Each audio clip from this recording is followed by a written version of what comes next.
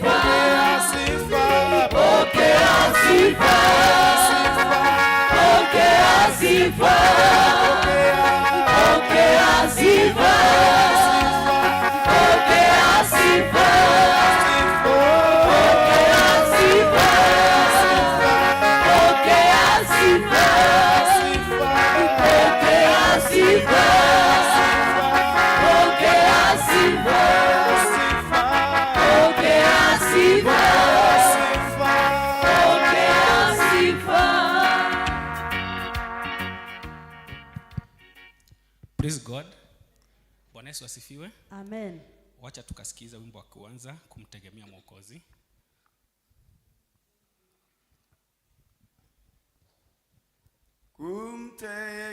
Kumtegemea Mwokozi kwangu tamu kabisa. Kukubali neno lake nina raha moyoni.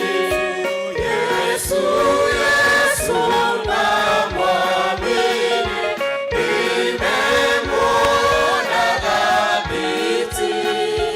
Yesu, Yesu yu thamani, ahadi zake kweli.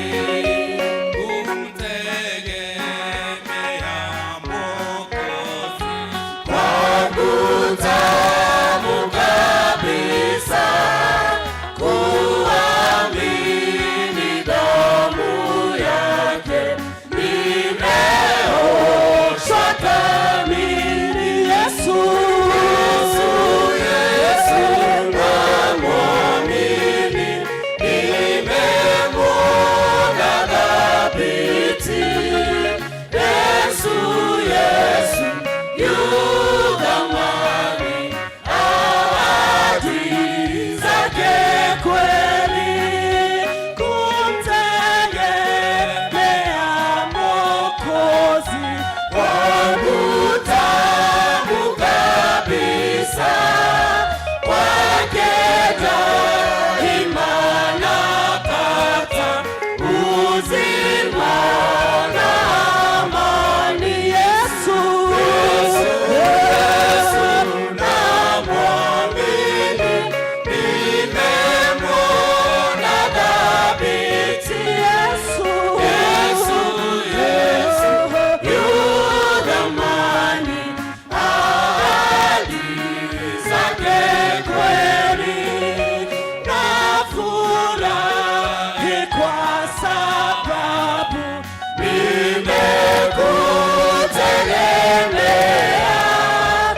Yesu mpendwa na rafiki, uwe nami dawamu. Yesu, Yesu namwamini, nimemwona dhabiti. Yesu, Yesu yu thamani, ahadi zake kweli. Yesu, Yesu namwamini, nimemwona dhabiti. Yesu, Yesu yu thamani, ahadi zake kweli. Their king will pass on before them, the Lord at their need. Bwana asifiwe. Wacha tuombe. Father, in Jesus' name, we want to worship you and give you thanks this wonderful morning that you have entrusted unto us, O Lord. Here are your sons and daughters, ready to listen from you, ready to expect from you from this day. Bless us, Lord, and keep us. For they pray this breathing and trust in Jesus' name. Amen. Praise and worship, take over. Amen. Hallelujah. Bwana asifiwe. Praise the Lord. Amen. Happy August. Happy August. Happy August. The Bible says in the book of Psalms 142 verse 7 that the righteous shall surround you because the Lord shall deal with you bountifully. Amen? And now I want you to turn to that person next to you and tell them that the word of God are not stories. This August, may God deal with you bountifully. Amen. Happy are those that start August with God, because the Lord will deal with them bountifully. Amen. Haya, tuanza kwa makofi. Alpha, Omega, you are worthy of my praises today. Alpha, Omega, you are worthy of my praises today. Alpha, Omega, you are worthy of my praises today. Alpha, Omega, you are worthy of my praises today. Receive my praise, O Lord. Blessings and honor we give unto you. Receive our praise, O Lord. Receive our praise, O Lord. Blessings and honor we give unto you. Receive our praise, O Lord. Receive our praise, O Lord. Blessings and honor we give unto you. Receive our praise, O Lord.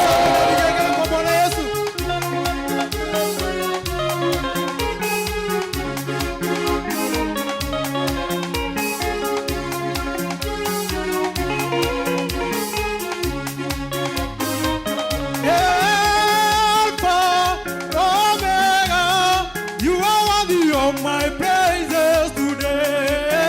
Alpha, Omega, you are worthy of my praises today. Alpha, Omega, you are worthy of my praises today. Alpha, Omega, you are worthy of my praises today. Receive our praise, O Lord. Blessings and honor we give unto you. Receive our praise, O Lord.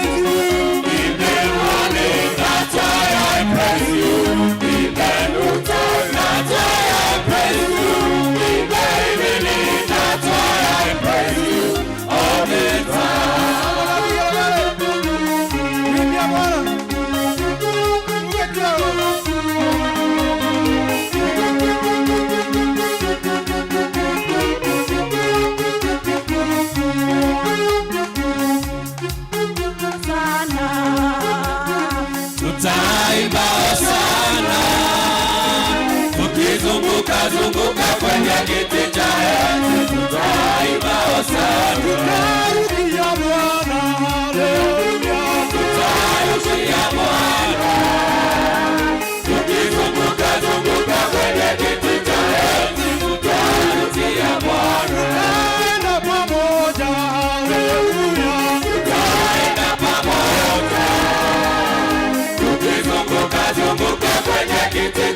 enzi tutaenda pamoja. Tutapiga makofi, haleluya. Tutapiga makofi. Tukizunguka zunguka kwenye kiti cha enzi tutapiga makofi. Tutachezea Bwana, haleluya. Tutachezea Bwana. Tukizunguka zunguka kwenye kiti cha enzi tutachezea Bwana. Tutaimba sana, haleluya. Tutaimba sana. Tukizunguka zunguka kwenye kiti cha enzi tutaimba sana.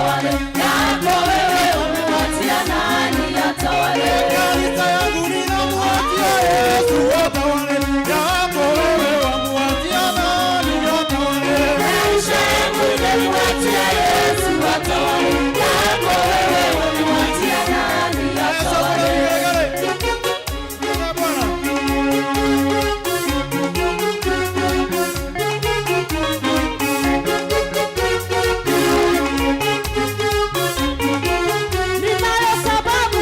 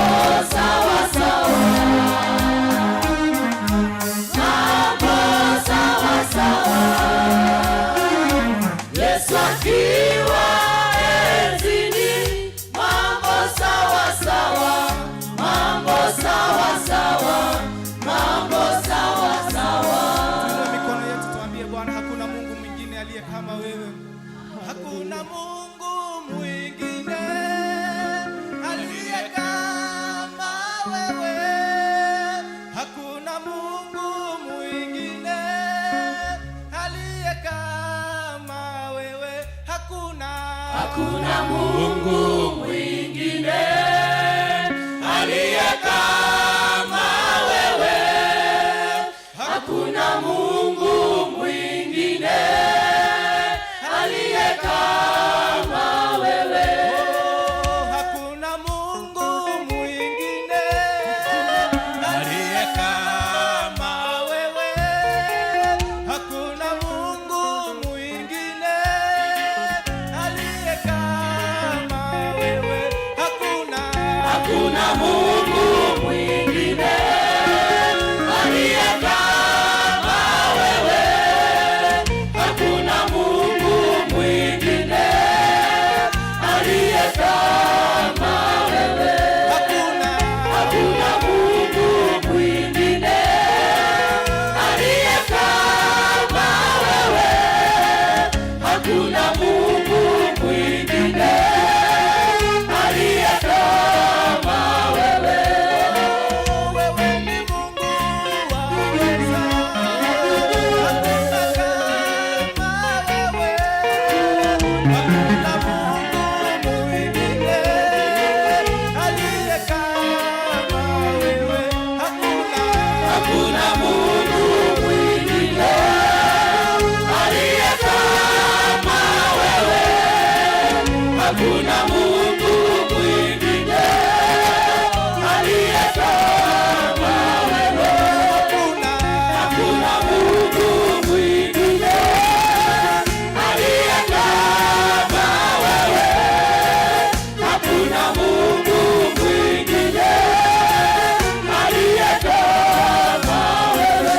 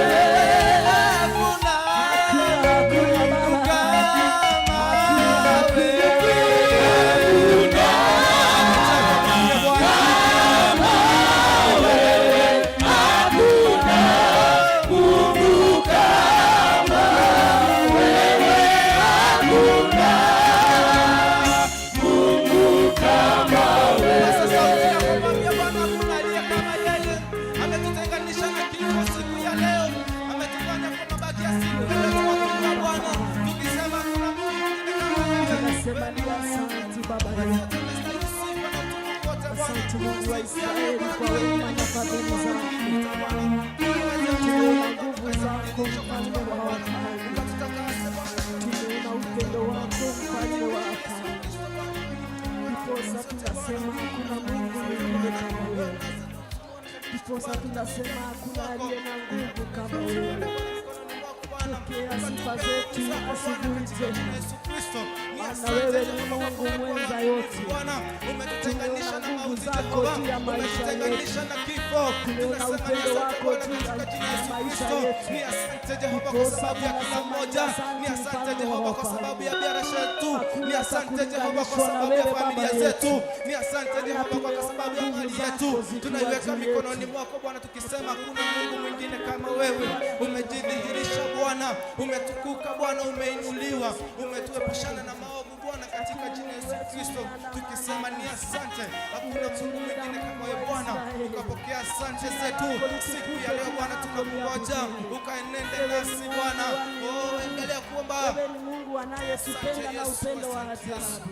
Tunatoa shukrani asubuhi tena katika jina la Yesu. Tunasema ni asante Baba yetu.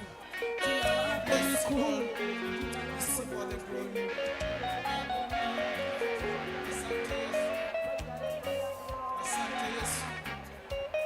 Asante Yesu. Asante Yesu. Asante Jehova. We bless your name, King of all the glory. Tunasema ni asante Yesu.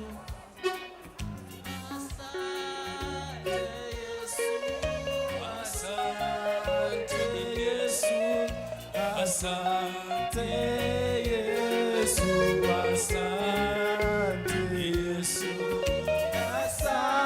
asante Yesu, asante Yesu,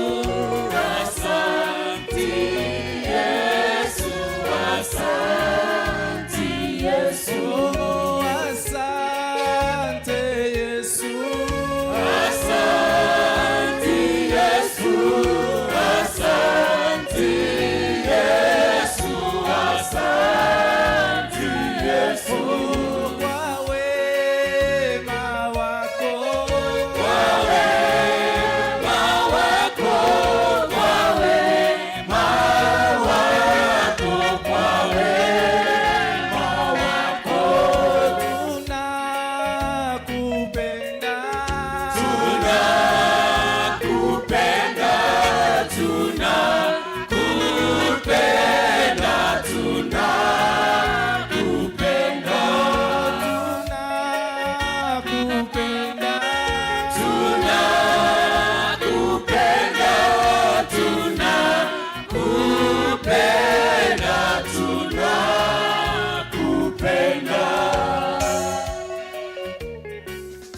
Asante Yesu, maana tunakupenda.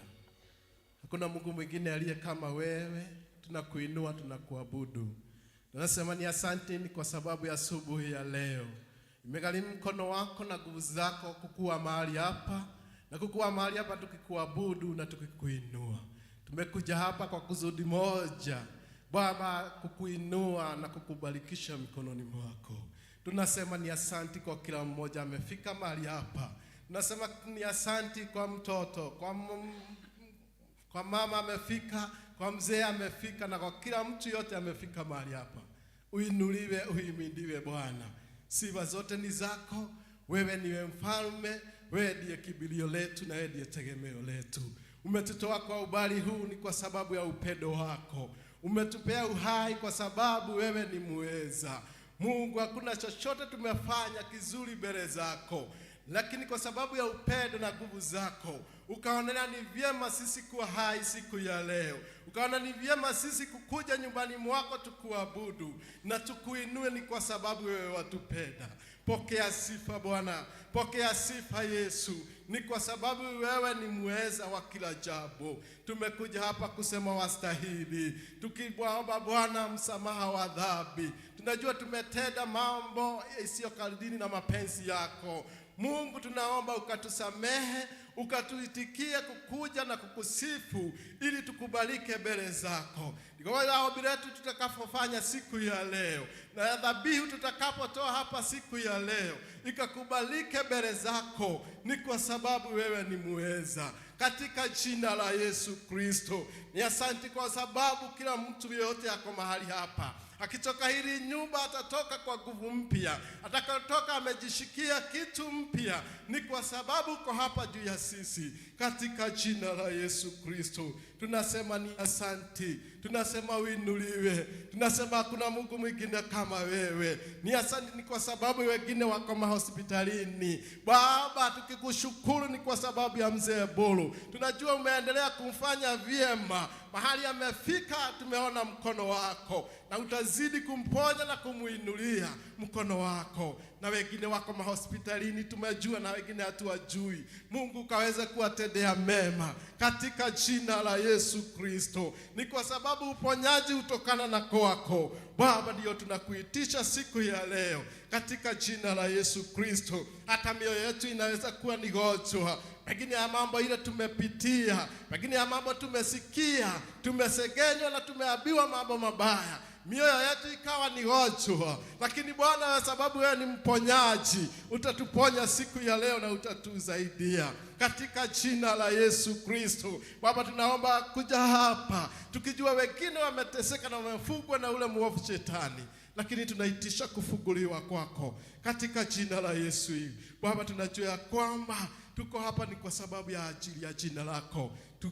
Tubariki, tuinuliwe, uso wako ukaangae katika maisha yetu katika jina la Yesu Kristo. Naomba Baba, katika ibada hii tukiweza kuendelea, kabariki mhubiri wetu, kabariki kiongozi wetu, wengine watakaofanya jambo katika hii madhabahu ukaweze kuwabariki na kuwainua. Wengine wako majiani wakikuja, Baba, tunawaitishia kufika ili tukaweze kubarikiwa pamoja katika jina la Yesu Kristo. Baba, tunakuomba juu ya nchi yetu ukaweze kuibariki na kuipea amani na kufanya sisi tukue amani, kwa sababu wewe ni mweza yote. Tuzingira mambo yetu mikononi mwako, tukijua kwamba utatubariki, utatuinulia uso wako na utatunenea kulingana na mapenzi yako. Tumengojea kutokana na kwako, utatubariki na utatuinua.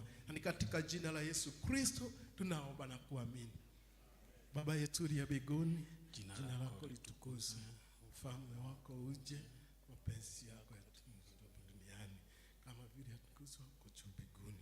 Tupe leo riziki yetu, tusamehe makosa yetu kama sisi tusamehe waliotukosea, usitutie majaribuni, lakini utukoe na yule mwovu, kwa kuwa ufalme ni wako na nguvu na utukufu sasa na hata milele.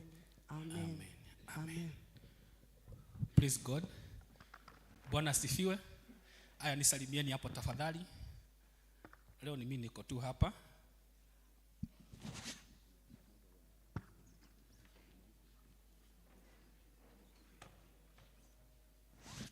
Praise God. Nisalimieni tu hapo. Unajua nimezoea kuona huku nyuma sasa. Nisalimie hapo. Bwana asifiwe. Okay, before tuanze nilikuwa nataka just kuuliza maswali kidogo tu. Uliza mwenzako, ukiangalia mahali unaangalia unaona Ambrose wangapi? Muulize unaona Ambrose wangapi hapo? Muulize unaona wangapi? Hiyo swali, hiyo jibu nataka unijibu tukimaliza service. Unaona wangapi? Angalia kwa screen huko. Unaona wangapi? Kulingana na ile position umekaa. Sawa? Yes? So nitahitaji majibu tukimaliza service. Unaona Ambrose wangapi wewe? So next tuacha tusikie tukiongozwa na choirs, na tutasikia tukiongezwa na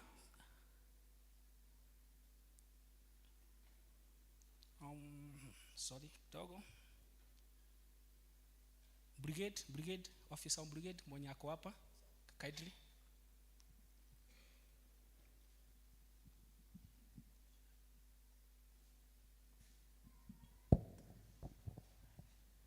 Praise God church. Bwana asifiwe. Hata kama kuna baridi ni vyema kufurahi wakati uko katika nyumba ya Bwana. Nami nimesimama hapa, majina ni Jane Wamboigi Chiriri. Zaidi ya hayo nimeokoka, kuwafahamisha kwamba kutoka kesho itakuwa wiki yetu ya Boys and Girls Brigade, and we kindly request you to release our kids from tomorrow 3 p.m. to 5:30. We come and observe our week. In brigade are the people who man's pre-teens and teens class. So we urgently request you, all the kids that belong to those class, to be coming from tomorrow here in the church. Our theme this year, it is an ever-winning servant from the book of Isaiah 40. Tunawaomba tafadhali mtuachilie watoto wetu, na siku ya Sunday, that is our climax, na ukumbuke huyu mtoto hafanyi kazi, anakutegemea wewe mzazi. They are all our guests. Kindly come and support us. Be blessed. Tumpigie makofi. Next, wacha tusikie Mr. Irungo. Mr. Irungo.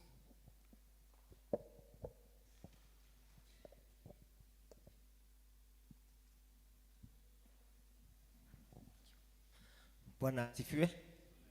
Bwana asifiwe. Hebu salimia mwenye mmekaa na yeye hapo. Umwambie amesalimiwa na Mr. Irungo. Na kama ameboeka umuulize ameboeka kwa nini. Na hii ni mwezi mpya. Sasa mimi naitwa Steven Irungo. Mimi sio mgeni sana kwenyu. Na mimi nimeokoka, nimetoka huko Kahawa Farmers PCMF, mimi ni member wa PCMF hapo. Leo nimekuja kuongea na teenagers, so I'm the preacher in the teen service today. Lakini nikasema niwasalimie. Mmesalimika?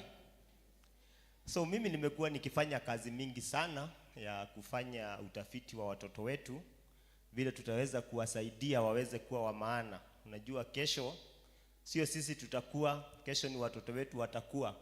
Kwa hivyo ni vizuri kila siku tunajiuliza, sisi ambao tuko saa hii na tunafaa kusaidia watoto wetu, tunafanya nini ili tuwasaidie? So kitu ya kwanza ningetaka kuuliza leo ni hivi. Wewe ukiwa mzazi, ni nini unafanya kwa community itaweza kusaidia watoto wetu kesho? Wacha niwakumbushe kitu moja leo.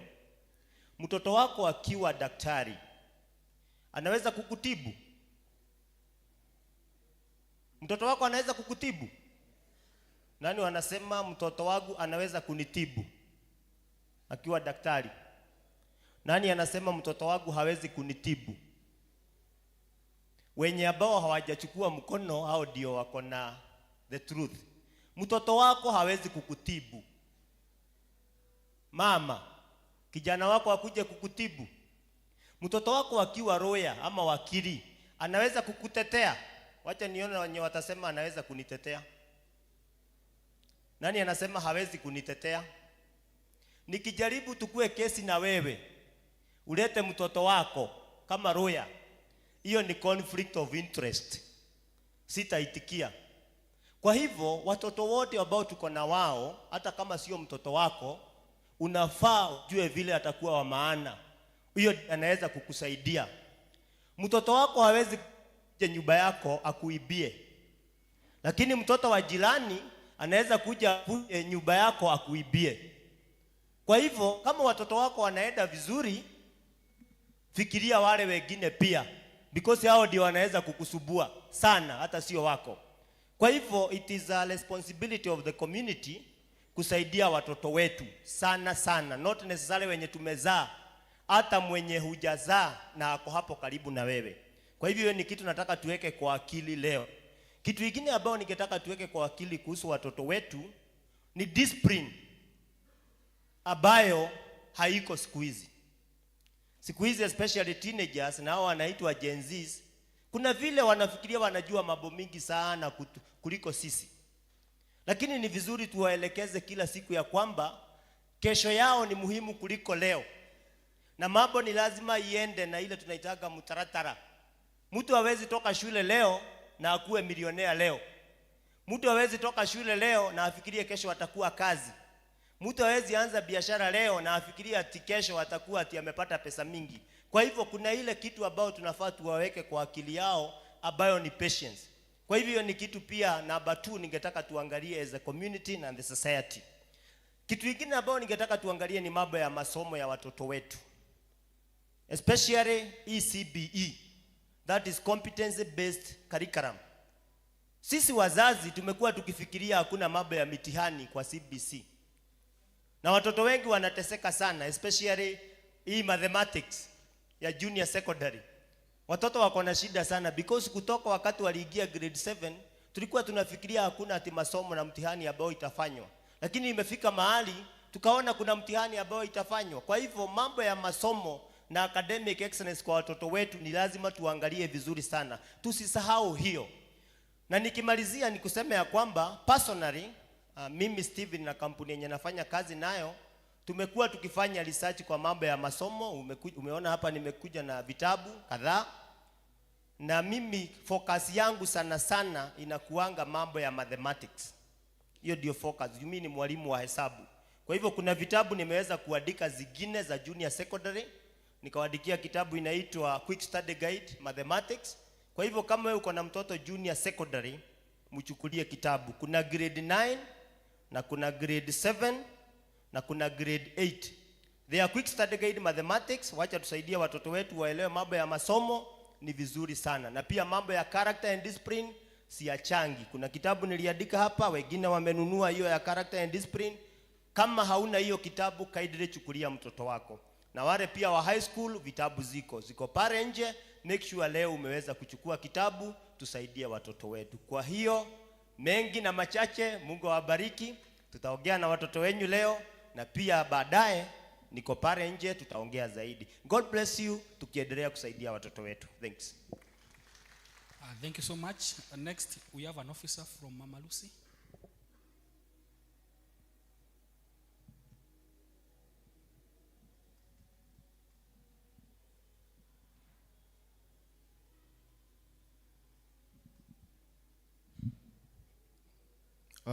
Praise God, church. My name is Charles Sankey. I work for Mama Lucy County Blood Satellite, which is based in Mama Lucy Hospital. So our work is involved in blood collection, ensuring this blood is safe, and distribute this blood to various facilities around this area and at large Nairobi region. So I know before you have been informed that there is an exercise of blood donation that we'll be conducting today. So I'm here to officially invite you. We are setting up and invite you to help us, help those patients that we are getting this blood for. So I know you have been informed why this exercise is important for you as a donor and for the patient that we are trying to help. So I'm here to encourage you to come do the donation, and I know you have the information on what is required, the criteria that is required for you to be able to donate this blood. So as you might know, and might have interacted in the hospital, we have a very huge need for blood. In Nairobi alone, we have a target of about 44,000 units of blood to be able to handle the request of all the hospitals around Nairobi. So this is a huge number of units.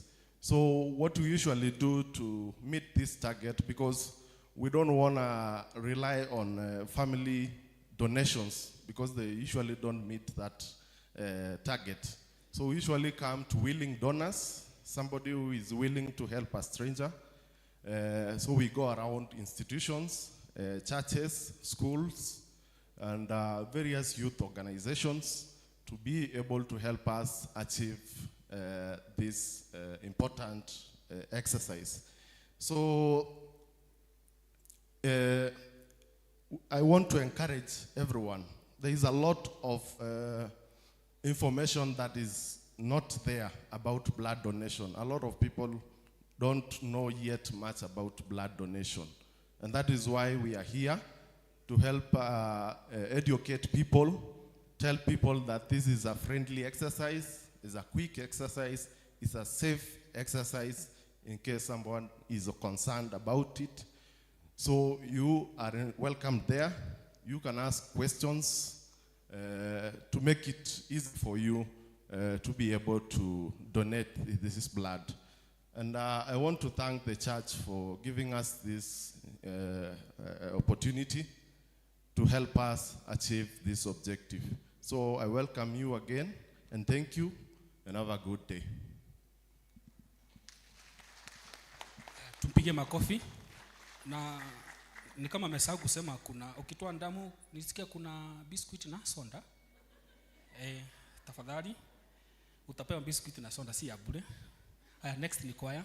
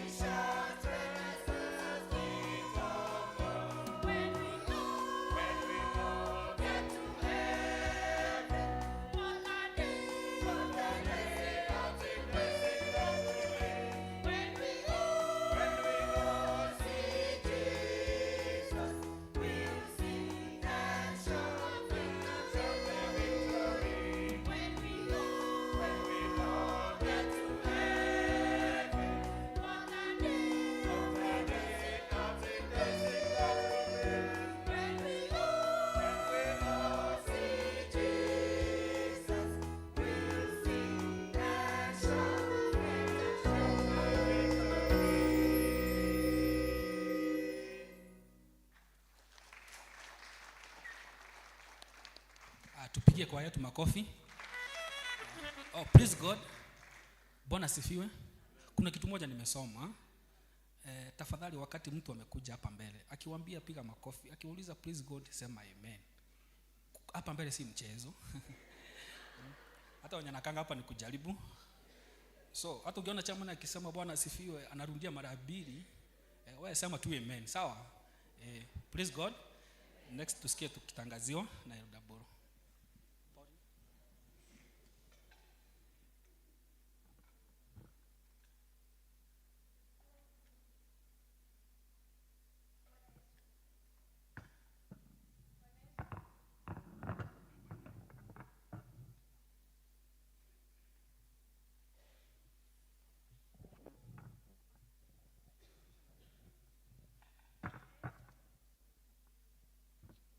Bwana Yesu asifiwe.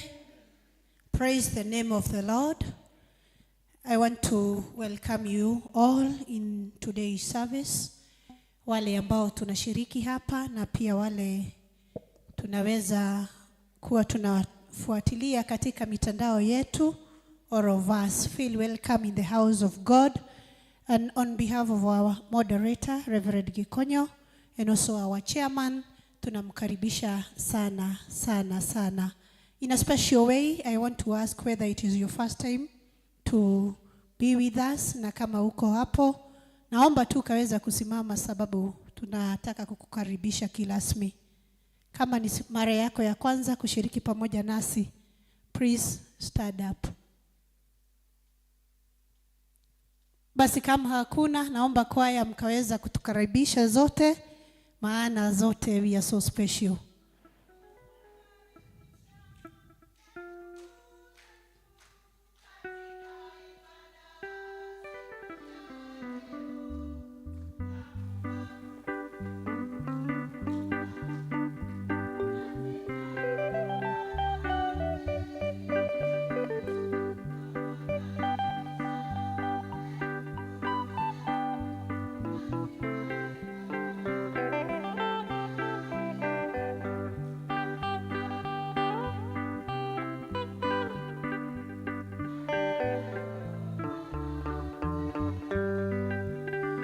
Thank you so much, choir. May God bless you. Yesterday, there was a presbytery prayers here at PCS Oceani Church. Thank you to all those who attended. May God bless you. Today, as we were taught, we are having a donation. We are donating blood. Mama Rusi Kibaki Hospital, they are together with us. And we are being requested to offer our blood willingly for the sake of those who need it in our community. Wacha tujitole kwa minajili ya hii blood donation ambayo ni kitu ya muhimu sana. Kuna tangazo la kufunga doa section 5. Tunawatangazia kwamba Bwana Elias Jenga Dongo, mshiriki wa kanisa la Tasia parokia ya Kososiani na ambaye anaishi fedha, ana kusudi la kufunga doa na mke wake Millicent Murugi Geshofi, mshiriki wa kanisa la Tasia parokia ya Sosiani na ambaye anaishi fedha. Kama kuna mtu yeyote ambaye angalikuwa na kizuizi ama habari kuhusu kizuizi cha doa hili, apaswa aseme wazi na afafanue wakati wowote kabla ya doa hii kufanyika. Kama hakuna kizuizi, hao wawili wataendelea mbele na kufunga doa siku ya Jumamosi tarehe 9 mwezi huu wa 8 mwaka huu saa 4 asubuhi katika kanisa la PCA Tasia Church. Hili ni tangazo la mwisho tarehe 3 mwezi huu wa 8 mwaka wa 2025. Mungu na wabariki hao ambao wanatarajia kuandikisha na kubarikiwa katika doa hiyo kama ilivyo desturi ya Wakristo. Ni mimi mchungaji wenu pamoja nanyi Reverend Albert Gikonyo, Parish Minister. Ni hayo tu kwa sasa, yakija ingine tutaweza kuannounce. Mungu na wabariki sana. Mimi nimeokoka, naitwa Pauline Wairimo. Asante. Tumpigie makofi. Next, wacha tusikie tukiombea kwa watoto wetu. watoto wakuje. Kabla watoto wakuje, uliza mwenzako, unaendelea kuona Ambrose wangapi? Unaona wangapi? Muulize unaona wangapi? Hiyo jibu, that's the thought of week. Tukitoka hapa nitataka jibu. Thank you so much. Praise God church. Bwana Yesu asifiwe. Kuna baridi. Wave at me. Praise God. Asanteni sana. Tulete watoto, na watoto wanapokuja wazazi tusimame ili tukaweze kurecite the watoto waje ili to recite the Apostle Creed.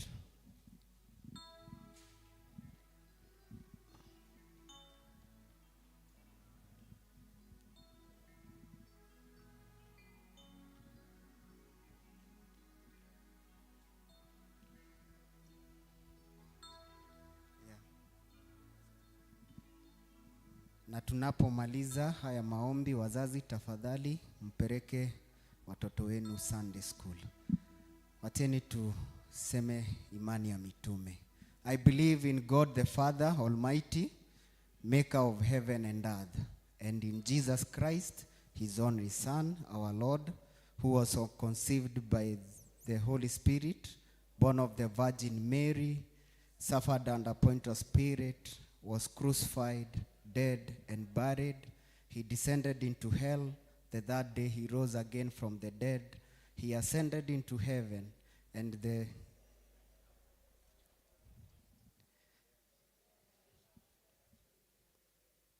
I believe in the Holy Spirit, the Holy Christian Church, the communion and saint of the forgiveness of sin, the resurrection of the body, and the life everlasting.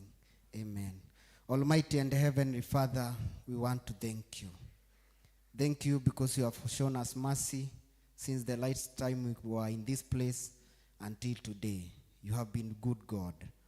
Father, we want to thank you because of these children. You have protected them, oh God, and you have kept watch over them.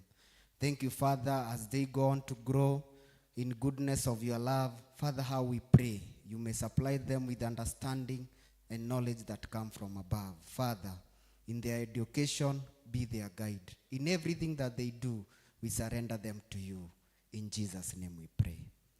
Amen. Twendeni Sunday school na Mungu awabariki. Aya, watoto wote tuandamane tuende church school. Mtapata walimu huko.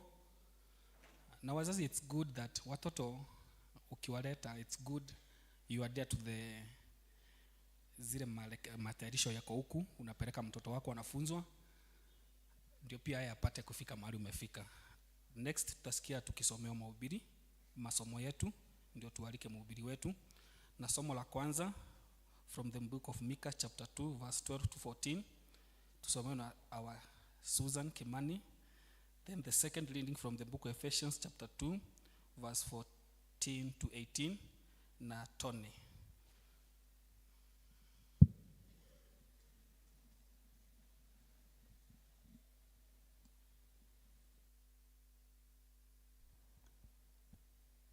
Praise God. Praise God again. As we are told, we are reading from Micah 2, 12 to 14. I, who is reading, I'm Susan Kimani. Christ is my personal Savior. We are reading from the book of Micah 2, verse 12 to 14. I hope you are there. Let's go together. I will surely gather all of you, O Jacob. I surely bring together the remnant of Israel. I'll bring them together like sheep in a pen, like a flock in its pasture. The place will be thronged with people. One who breaks open the way will go up before them. They will break through the gate and out. Their king will pass through before them, the rod at their head. That is the word of the Lord, and the reading continues.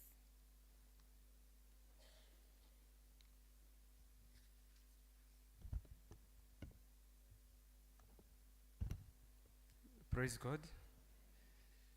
Yeah, the book of Ephesians 2, verses 14. It says, For he himself is our peace, who has made two one and has destroyed his barrier, dividing wall of hostility. 15. By abolishing in his flesh the law with its commandments and regulations. His purpose was to create himself one new man out of two, thy making peace, and his one body to reconcile both of them to God through cross, by which he put death their hostility. 17. He came and preached peace to you who were far away, and peace to those who were near. 18 and the last. For through him we both have access to the Father by one Spirit. I was leading, I'm Tony, I'm saved. Asante sana kwa wale ambao umetusomea. Next we stand up. We welcome our preacher with the hymn Stand Up for Jesus.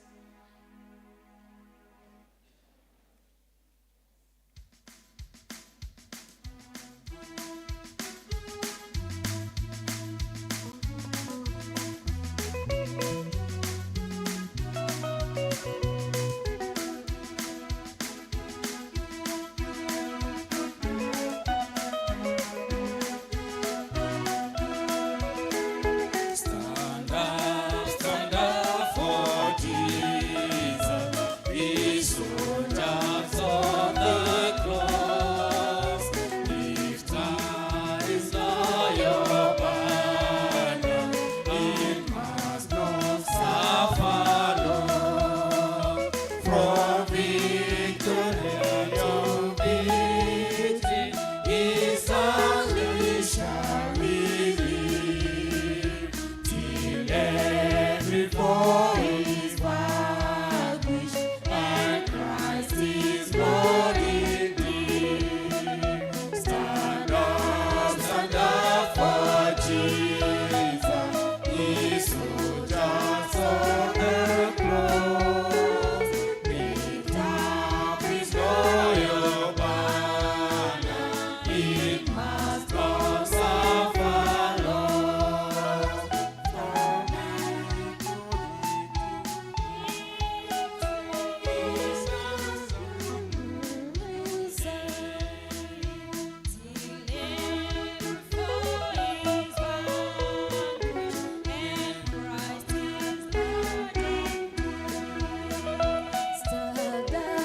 Stand up for Jesus.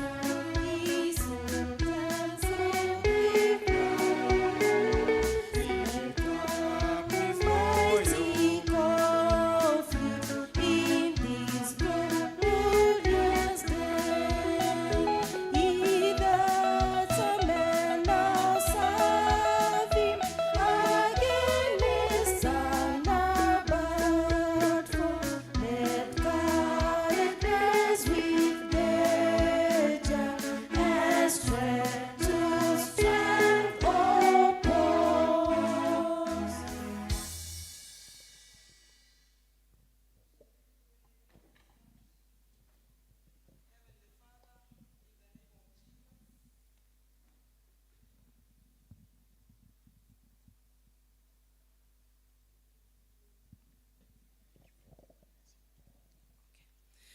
Shall we pray as we stand? Heavenly Father, in the name of Jesus, we worship and lift your name this morning because you are good and you are loving.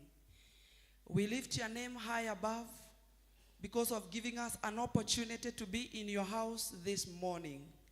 Lord, we do not take it for granted. The Lord, you have enabled us to witness your goodness this day. And now, Lord, as we sit down to hear you speak unto us, Father, we want to surrender under the power of your word. That through your word this morning, we are going to hear of you, Lord, and our situations and our lives are going to be changed by your word to the honor and glory of your name. One thing we know, our Father, is that your word is not just any motivational talk. It is power of the cross. Anytime your word has been spoken in the past, in situations where people were down, they were lifted up again. Whenever, Lord, your word has been spoken in the past and your people were ailing, healing came upon their lives. Every time your word was spoken in situations where death was threatening, life blossomed yet again.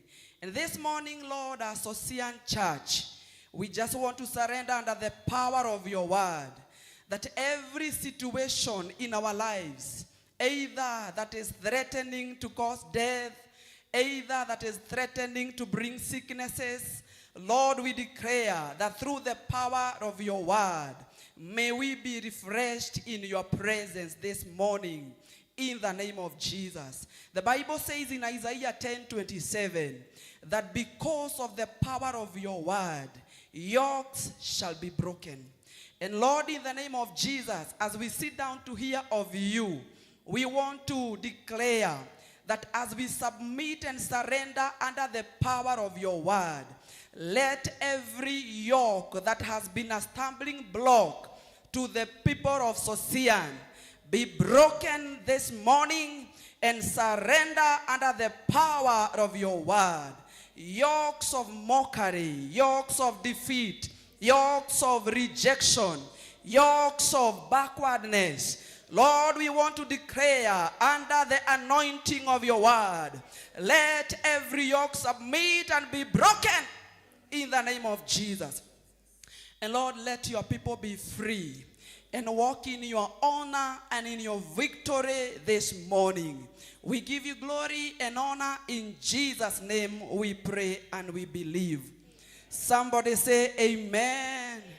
And then we may have our seats in the name of Jesus. Hallelujah. Praise the Lord. Good morning. Nisalimieni hivi, good morning. We thank God because of his love and because of his faithfulness upon each one of us. And the Lord making it possible for us to be in his house this morning. It is something that indeed we do not take for granted. My name is Rachel Gige. I am born again. Jesus is Lord over my life. I am delighted that my name has been written in the book of life this morning. I serve and fellowship at PCA Mbagathi Parish. Mbagathi Parish is in Rongai, Kule Rongai. That is where we serve and together with my family. And I'm delighted because of the opportunity, Chairman, even through the elders and the reverend, to come and minister today. I did not come together with my family this morning, but they are watching us online. Wherever they are a little bit not around, and we thank God. Amen. Amen. Sasa ndio tuingie kwa neno ya siku ya leo. Allow me to share with you one of my minutes. The minutes given to me. Allow me to share with you one of the minutes. And I want you to turn to your neighbor kindly if you are blessed to have one. Are you blessed to have a neighbor? Just to turn to them for one of my minutes and say hi to them. Alafu watolee ushuhuda. Unajua presentation zilikuwa kidogo. Salimia jirani, mtolee ushuhuda. That is our presentation, all of us. Mtolee ushuhuda ile ya kitambo tulikuwa tunatoa. Tunasema gaino ajikaretie. Kama sio Mungu alikuwa upande wangu, jameni ningeisha kitambo. Come on, talk to your neighbor. Na kama hataki, force them to listen to the testimony and tell them this far it has been the Lord. Were it not the Lord by my side, tungeisha kitambo. Praise the name of the Lord. ni vizuri hata encourage. Hebu encourage dakika moja, mwambie let us wait upon the Lord, because waiting upon the Lord is not like waiting for our friends. Oh, glory be to Jesus. Tunajisaik in the presence of the Lord. Hallelujah. Na ni vizuri kujisaik, because if we do not saik ourselves in the presence of the Lord, where else? The Bible says that every other ground is a sinking sand. So allow me now to get into the word of the Lord this morning. And thank you for the people that have read for us so well. Our two readings, one from the book of Micah chapter 2, and the other one from the book of Ephesians chapter 2 from verse 14 to verse 18. Allow me to give my sermon a title by the name, God the Waymaker. Can you kindly help me tell your neighbor, God the Waymaker? Na unajua kwa hii service lazima uforce jirani. Mhubiri wa leo lazima atakuforce. So if unfortunately you say to someone that you are not friends, afadhali tu uhame mapema kwa sababu tutaongea sana na jirani. So can you kindly tell them once again, God the Waymaker? Pale kuna mzee ako serious, wacha nimwambie mimi mwenyewe, God the Waymaker. Now, our reading from the book of Micah chapter 2. The Bible speaks about a time and a season that was a little bit troubling for the children of Israel. And the Bible speaks about a moment when the children of Israel were in distress. Because if you read in the whole of that chapter and chapter 1, you realize that these people had just come from captivity. In the book of Micah chapter 2. They had just come from captivity. They were in distress. They were not settled. They were not calm. They had not recovered whatever they had lost so many years when they went into captivity. And then the Bible explains that when they came back and they did not know where to start, they did not know what to do, because so many years they had spent in Babylon, in the land of captivity, and they did not have anything they would call their own.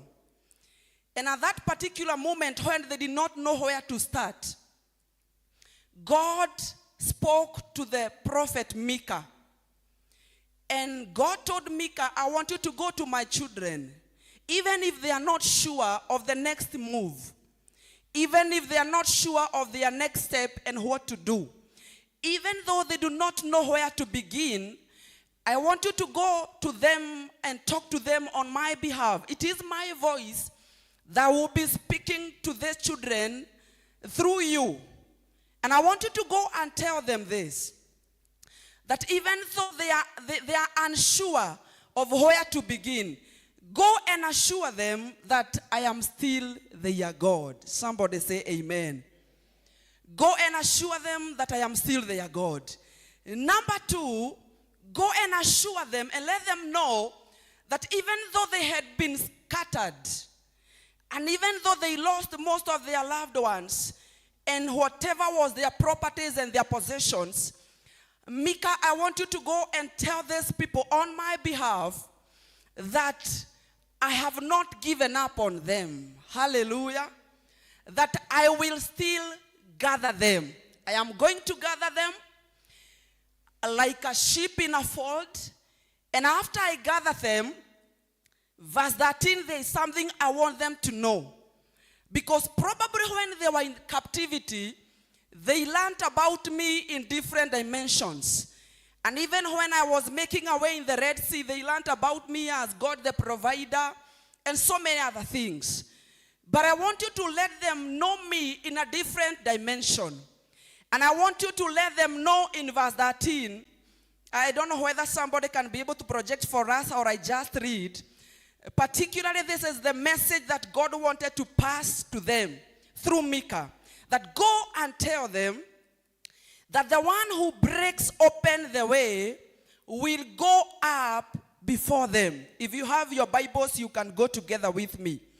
That even though they have been in situations whereby mambo ilikuwa inakaa kama inafungika na njia zinafungika. And even though they do not know where to begin, their businesses collapsed, their family members departed and left them, I want you to go and tell them that there is a God in heaven who is called the way maker or the breaker.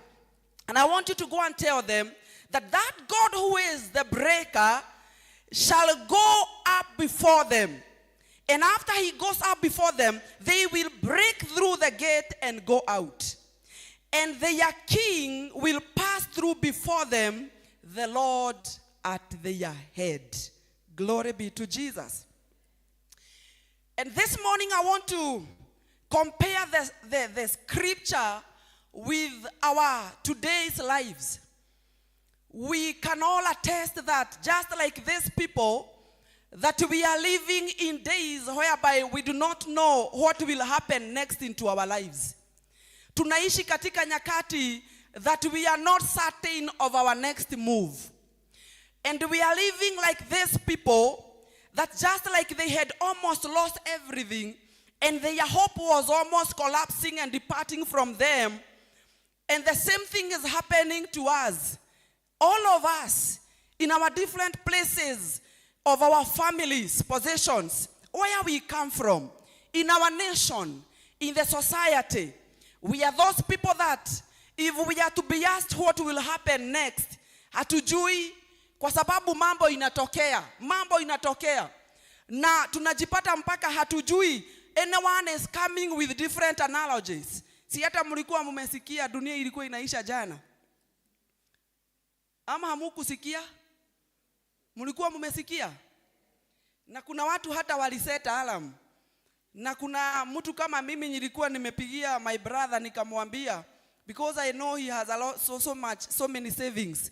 Nikamwambia si utoe kidogo, haina haja iishe, tukatika ido hicho ikire one modhoa. Si utoe kidogo, ulete angalau tukula kule, kama itaisha tutakuwa tumejibonda.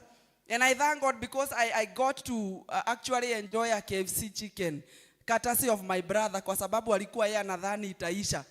Na mundu ucio roigite the nego thira akiugage maita maingi nigetha tubondage indo. So I want to say we are living in uncertainty. But even though we have been in such situations, dear Christians, even though we do not know where to begin again, even though we are living like these people that had almost lost everything into their lives, even though we are living in days that we do not have someone we can trust in our lives, this morning the Lord is speaking to us and He's telling us that I am not just the Lord that provides. Probably you have encountered me in your hunger and I provided and you named me as Jehovah Jireh, the Lord that provides. But this morning the Lord is also reintroducing Himself to us. And He's telling us that during the times of uncertainty, He is also called the Lord, God the way maker. Somebody say, God the way maker.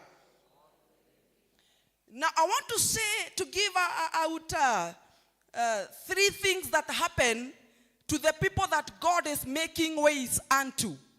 Number one, if we shall still emphasize on that verse 13. One of the things that happen to the people that God is assuring that He's the way maker into their lives. Haijalishi kuna kaje kama kuna giza, haijalishi kama hakuonekani vizuri, He is still God, the way maker. And one of the things that happen to the people that God is making ways for is that number one, He delivers those people. Somebody say deliverance. No wonder the first thing that He did, so that now He would come to assure them that He was the Lord, the way maker, the breaker. Actually, my Bible is calling Him the breaker, God the breaker. That the one who breaks open the way shall go up before them. The first thing that He does, and He did for these children, is that He started by delivering them from the captivity of the Babylonians, from the captivity of poverty, from the captivity of troubles. And therefore, one of the things, what to associate, that the Lord is assuring us this morning, before he even open the way for us, is that so that we will have a real testimony that he indeed makes ways, is that he's going to deliver us. Somebody say, I shall be delivered. And you know, when the Lord speaks about deliverance, it is because he has observed and he has seen that there are things we need to be delivered from. There are chains that we need to be delivered from. Si uniulizie jirani, wewe unafikiria Mungu atakudeliver kutoka kwa nini? Na tulikubaliana you are going to force them. So force them. Niulizie huyo jirani mforce. Umuulize, are there things you are trusting God for? Are you trusting God for his deliverance? Do you think you need that deliverance? Praise the name of the Lord. In many times, kuna mambo ambayo Mungu yeye mwenyewe anakuanga ameona, ambayo hata marafiki zetu hawakuangi wameona. Na kuna mambo wakati mwingine inakuanga imetufinya muda mrefu. Sometimes we have prayed and thought he forgot. But one of the assurances this morning, dear Christians, is that God's deliverance is assured, so that now he's going to give us a testimony that indeed he is the way maker. Mambo ambayo yametukalia kwa muda mrefu. Mengine ni beyond pesa yetu. Mengine ni beyond usaidizi wa marafiki na relatives. Those things that you think are beyond your control, beyond your finances, beyond your capability. We have a God that is able to deliver. Is anything too hard for the Lord? No. Praise the name of the Lord. Number 2, another thing that happens to the people that God delivers is that God develops those people. God develops those people. Wale watu ambao Mungu amedeliver, ndio sasa akuwe way maker kwao. The number 2 thing that he does to them is that he develops them.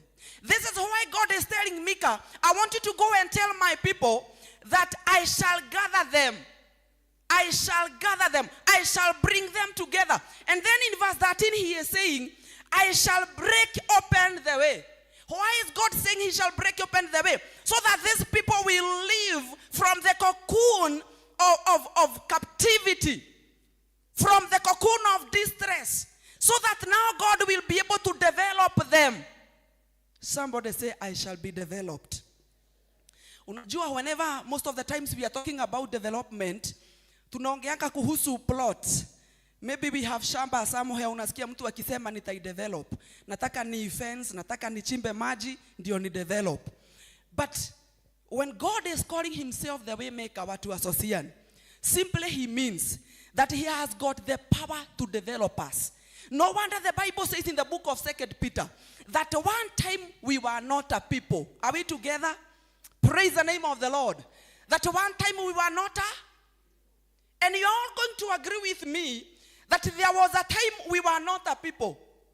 Ukiangalia zile enzi zilikuwa za kina chairman, wakati walikuwa wana youth, if you can try to remember those times, wakisemekana watasimamia harusi ama wazee wengine wako hapa, you can all attest that walikuwa wanavaa suti zingine, mtu anapimwa suti imetoka hapa imefika pale, suti kubwa kabisa, si mnakumbuka?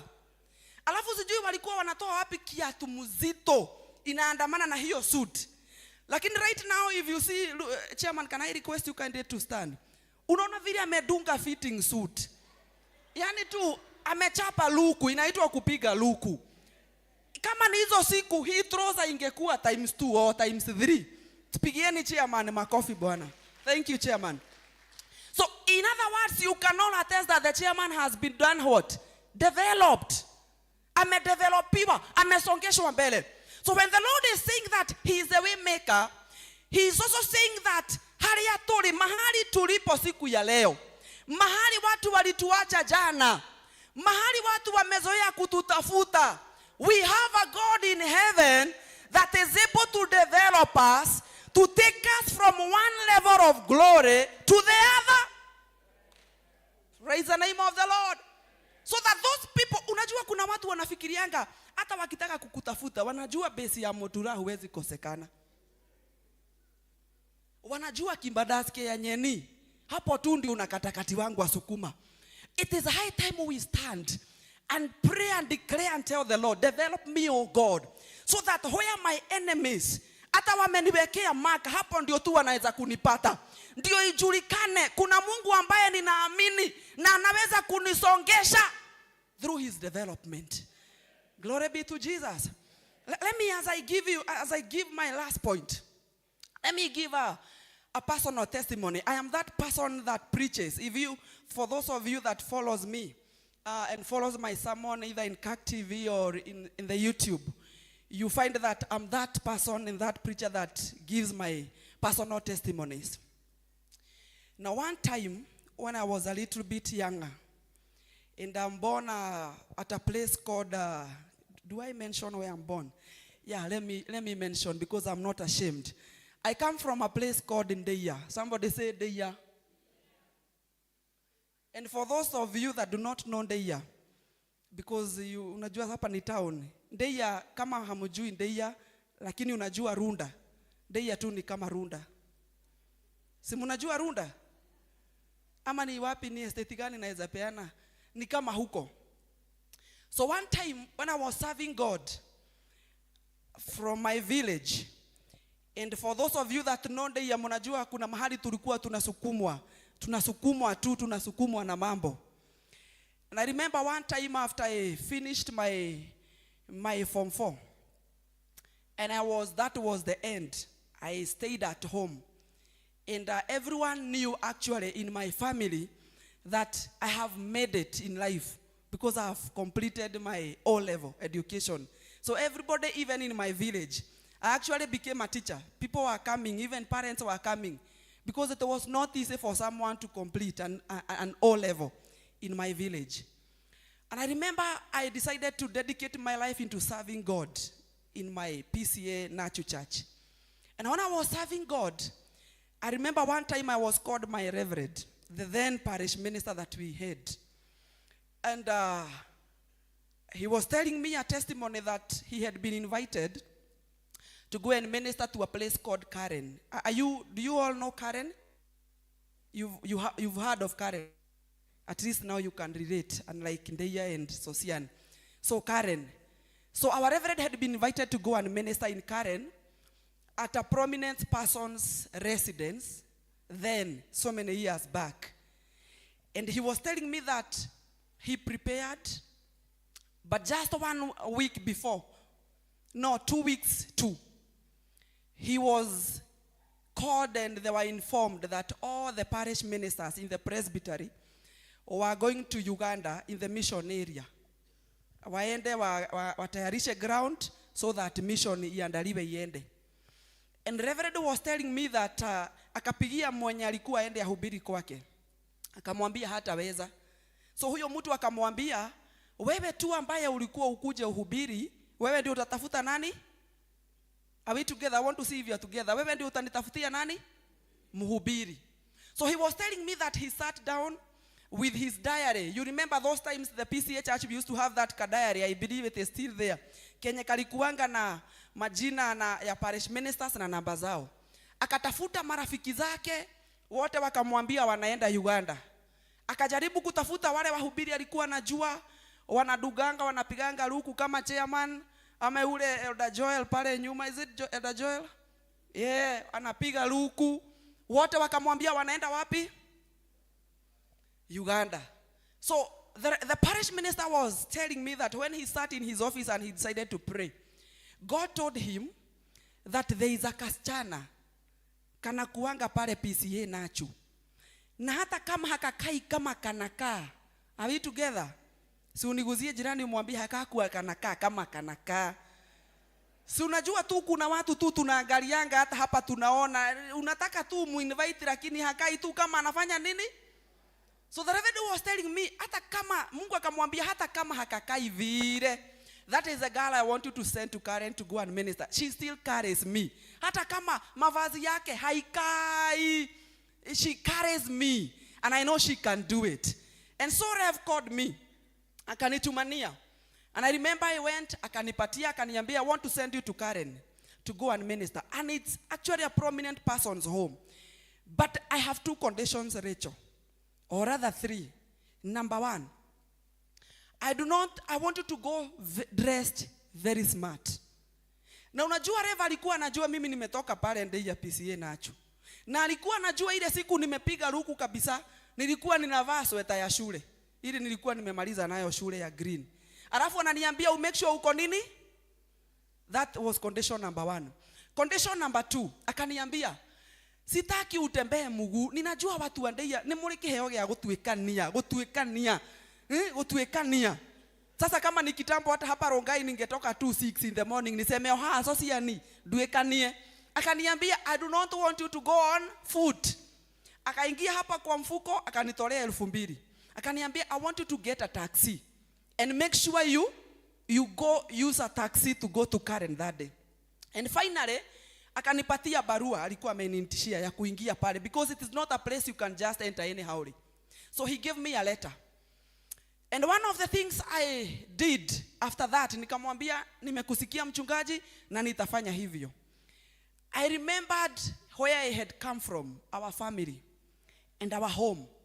Na sisi kwetu tulikuwa wale watu ambao ungehitaji shida, ungekuja tu usimame hapo kwetu, upige kihoni, uulizwe ni pesa ngapi unataka, tukuwekee kwa gunia na tukuongezee discount, tukupatie. So I remember what I did. I went back home and I told my mom. And I told my mom I just want to pray, to have a moment of prayer. And I took 3 days. I prayed and fasted and I committed the issue to God. But one of the things I was telling God is that I do not know how, but I know you are a way maker. I do not know how you do it, but all I know is that otuekanageria dumaine ogeuka kurehe otheri, because he's God the way maker. Somebody say God the way maker. Praise the name of the Lord. So hiyo siku ikafika. Before ifike, the previous day nikaenda kwa mtu wa praise and worship. I thank God because of the praise and worship people. They are God's people. Kuna dada alikuwa hapo, alikuwa anaitwa sitamtaja jina. Na wakati alikuanga na koti ya blue, sasa kama ile Elder Joel, kabisa hiyo blue. Na ile siku alikuwa anatuongoza praise and worship akiwa na hiyo koti. Tulikuwa tunalala chini. Yaani ni kama Mungu atu alikuanga ndani ya hiyo koti. Kwanza akituongoza hii wimbo tunasemanga dio doge. Alafu mnajua wanaekanga kachocha. Joya tere. Tunalala chini. So I went to that sister, I approached her, nikamwambia naomba unisaidie na hii koti, kuna kabiashara kesho naenda Kamungu. Once I'm done, nitafanya nini? Nitarudisha. Unfortunately the sister was blessed. Kwa sababu wakati mimi nilivaa ile koti ikanifika hapa, alafu ikanifika hapa kama ile inaitangwa ni tuxedo ama ni taxedo. Hizo coats. But anyway I went because God is not in this coat. Mungu ako ndani yangu. So I still went. And I remember nikaenda nikafika pale Karen. Of course I did some calculations zenye hata wewe ungefanya. Mimi ninatoka mahali kunaitwa aje? Ndeia. And particularly my village is called Dacha. Niko na pesa ngapi kwa mfuko? 2,000. Na ile shida kubwa ilikuwa inatusukuma huko Ndeia, ilikuwa inaitwa ya njaa. Wewe unaweza toa 2,000 zote ulipe taxi. And saving is of God. The Bible says that a good father leaves inheritance for her children or for his children. And you know God is my father, and even mchungaji ndiye baba yetu ule mkubwa na amenipatia 2,000 dutashi yote. So anyway I did calculations, but finally nikafika kule. And I remember when I got there, I got at the gate, I found bodyguards. I'm giving a real testimony. I found bodyguards kwa gate, wakaniuliza kama msichana, where are you going? Nikaingia kwa mfuko ya ile coat. Nikajijaza. Nikasema I am the minister of the day here. You know, in those times we believed that a good preacher must be on coat. This is where unaona hata leo nimedunga. That's what we believed where I come from. But at least thank God today I'm in a fitted suit. So wale wazee wakasoma barua, wakaniangalia, vumbi imenifika hapa. Mzee mmoja akaniambia ni sawa tu, lakini simama pale ujipanguze vumbi kidogo. Akanipatia kakitu ya kujipanguza. And then wakaniingiza huko ndani. So when I got inside again, I did another calculation. I observed that zile viti za hapa hazikuwa zinafanana na hizi mumekalia. Si hata nyinyi mnaona hazifanani? So kulingana na desturi yetu ya kanisa letu la PCA, sijawahi ona mhubiri amekaa pale nyuma. So mimi nikatembea, because I'm the preacher of, nikatembea kaka mpaka kwa zile viti. Vile tu nimekalia ndio nipumue. Kwa sababu kuna mahali bado nilikuwa nimekata kidogo.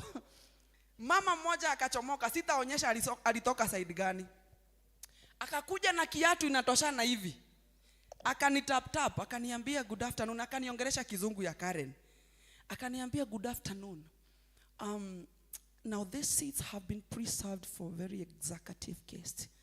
And because you don't look like one, kindly go sit somewhere behind there. In case there is a vacant seat left, I can consider you after that. Na kwa sababu sikutaka mabishano, wakati aliniambia good afternoon nikamwambia amen. Ukitaka msibishane sana na mtu akikuongelesha kizungu hauelewi, mwambie amen. Unajua ukimwambia amen umemnyamazisha. So I took my Bible, I went sat somewhere behind. I want to cut this story short and say this. After some time the Reverend called me. Akanitext, akaniuliza, kwani haujafika? Unajua sasa kama ingekuwa ni siku ya leo ningeongea kama wa youth wa leo, because I'm a youth pastor. Ningemwambia oya, cheki buda, manze nilifika lakini kuna ngori. Kuna ngori. So nikamwambia nilifika and I'm seated somewhere behind. Akaniuliza, wait a minute, kwani how are you dressed? Nikamwambia cheki Rev, niko na koti ya blue. Wewe hata wewe ukiwa na koti, si you are very smart.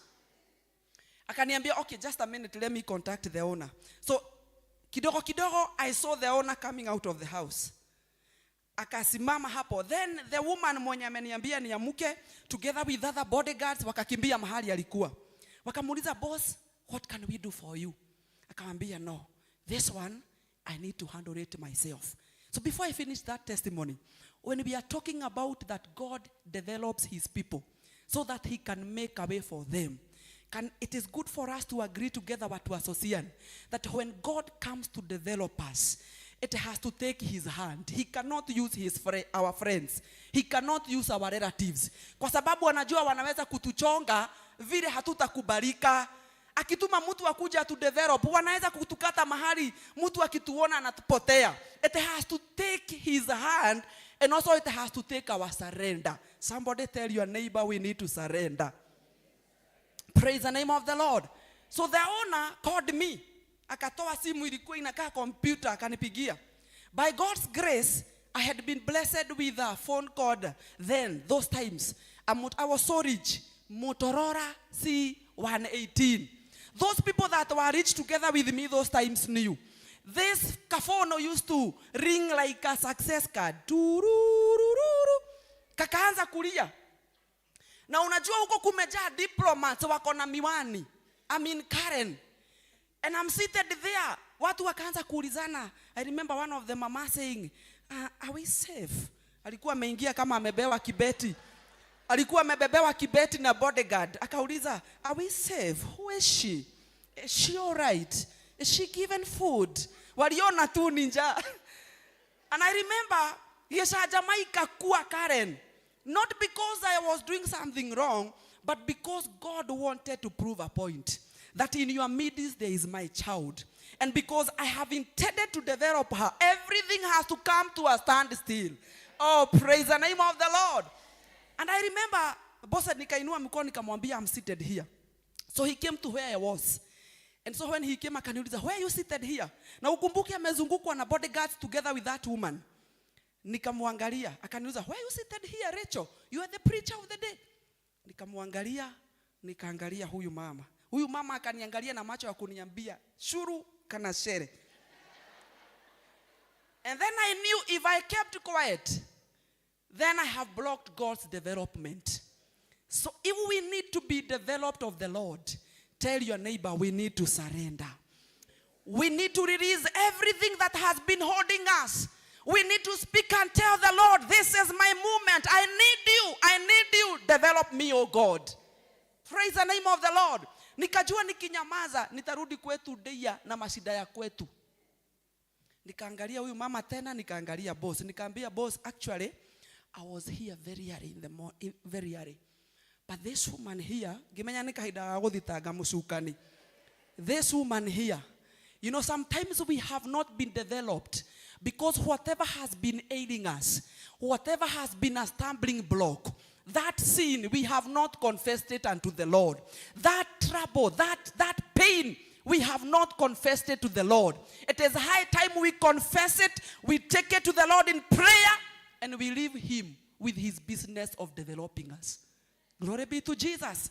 So I remember, nikashtaki mama, nikasema, but this woman here told me not to sit on those seats, to come and sit here.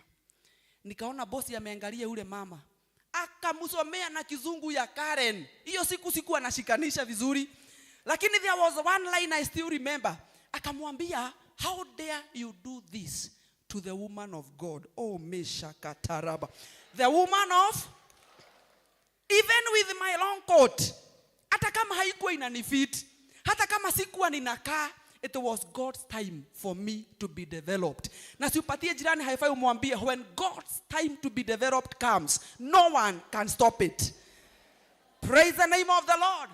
And I remember akamwambia, can you take her back to those seats and serve her with whatever she needs? So nimeitwa, I'm the woman of. So when this mama was about to go, nikachukua Biblia yangu, nikamwambia, excuse me, just a minute. Kindly carry my Bible. I'm the woman of God in the house. Carry my.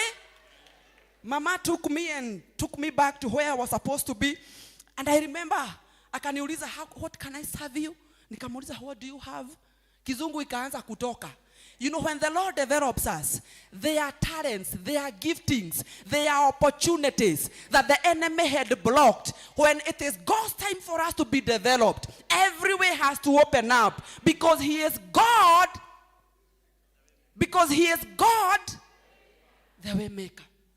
Kizungu ikatoka. Nikamuuliza, what do you have? Kaniambia, I don't know, we have marinated chicken, we have what? Gimenya koko diko hegesha. Nikamwambia, can I just have milk? Anyway, to cut the long story short, my time to preach came. I stood. I ministered in power in that premise, in that residence. And I remember when I was done, I did an altar call for the family because I'm the woman of God. The Lord has come to develop me in Karen. I did an altar call for the family. And they knelt down. So when they knelt down, I prayed for them. And I remember when I was done, I sat down. The man of the house stood. He was a very prominent person in the country that time. He stood and he said, now, when the woman of God was ministering, the Lord has ministered to me. And the Lord has ordered me to take care of her. Akakuja akaniwhisper, akaniuliza, umefika shule wapi? Gwesio hata yeye alikuwa anaona sishikanishi sana. Akaniuliza, umefika shule wapi? Nikamwambia nimefika form 4. So akaita bibi yake na watoto wakaongea kidogo. Sasa akaendelea kuongea. Akasema, the Lord has ordered me together with my family to take care of her education, her life and her family paka ile siku atatosheka. Oh, praise the name of the Lord. And then just before he was done, ule mama alikuwa anasema whether we are safe. Akainua mkono akasema, si mnajua vile watu wa Karen wanaongeanga. Oh sir, can you kindly give me a minute to say something? Akaambia, yeah, go ahead. I'm also blessed by the woman of God, the little girl. And can you allow me to give out 100,000 from my purse? I also need to chip in and support her. Kabla amalize mzee alikuwa kwa ile kona akasimama akasema, Mdos, ukinikubalisha niko na 1,100 nataka niongezee kwa hii kazi. In other words, watu wa Sosian harambee ikaanza kufanywa Karen. Na sio ya ugonjwa, because it is God's time to do what? To develop.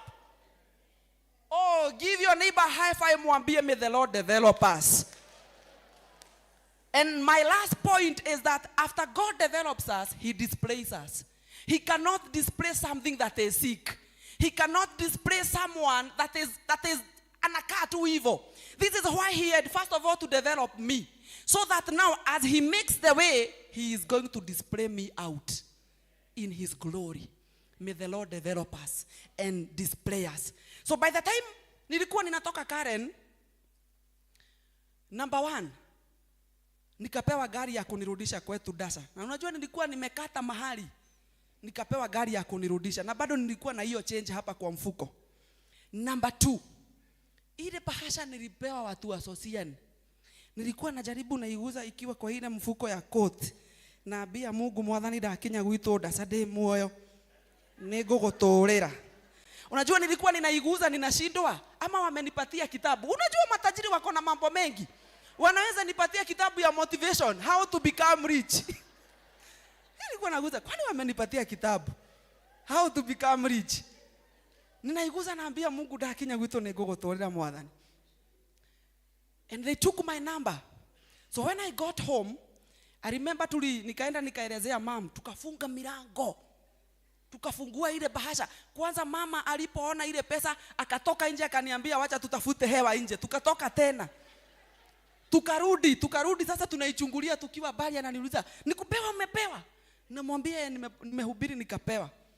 So wakati nilikuwa ninatoka kwetu nyumbani, sisi tulikuwa wale watu ambao watu wanamalizangu wana wao to an extent mpaka watu wanatengeneza kajia hapo kwenu nje. Sijui kama mwahi wasikia watu kama hao. Yaani watu wamemalizana na nyinyi mpaka wametengeneza kajia hapo kwenu nje, na unajua wakati huo bafu ni ya nje. Sasa ukioga unasikia mtu akipita na kuambia, "Hey, noiga wethambe na haho wena thafuni." Yaani hivyo. But by the time I was going back the following day, we were looking for the best foodie to give us something called quotation. God the way maker. Somebody say, God the way maker. Stand on your feet in Jesus' name. And I gave my last point and I said, after God develops us, when he's making the way for us, is that finally he sends us out. He displays us. It is high time we tell the Lord, display me. I have been hidden for too long. I have waited on you for too long. I have been mocked for too long. Display me, Lord. Display me under your authority. Display me in your victory, in your grace. Can you open up your mouth for 1 minute and we are telling the Lord, make a way for me. You know where you have been waiting on God. You know in what capacity you've been trusting God to do for you. You know where it has been ailing.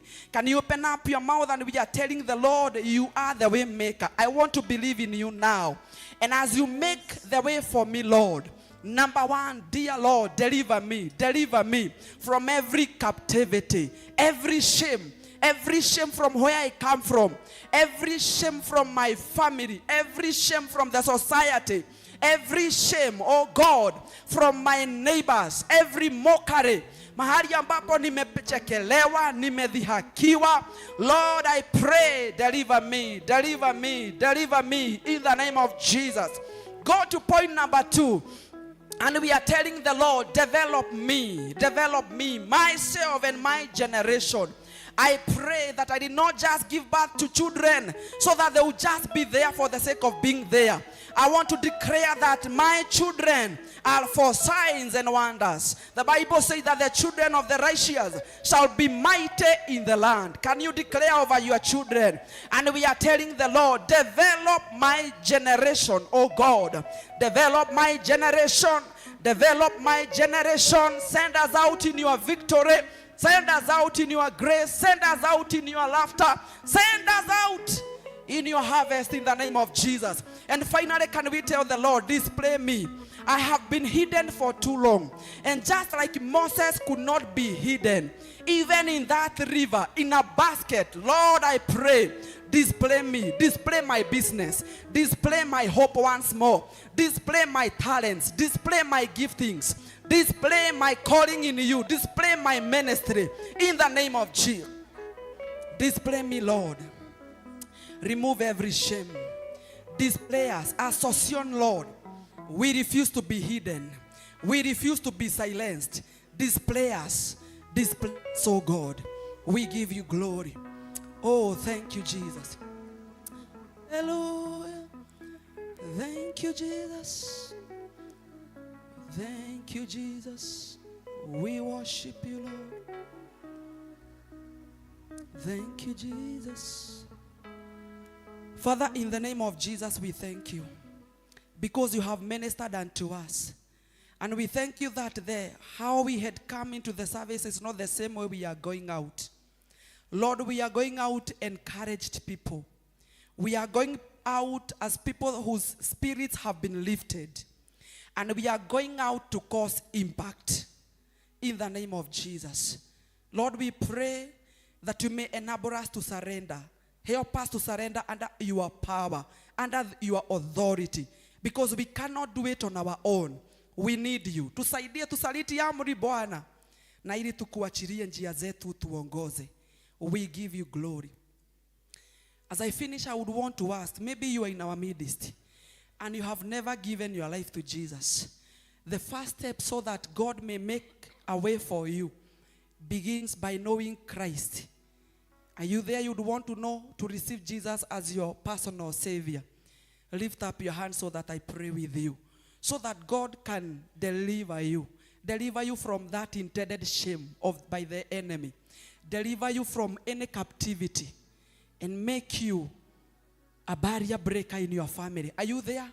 And you have never given your life to Jesus. But today you would want to choose to say yes to Jesus.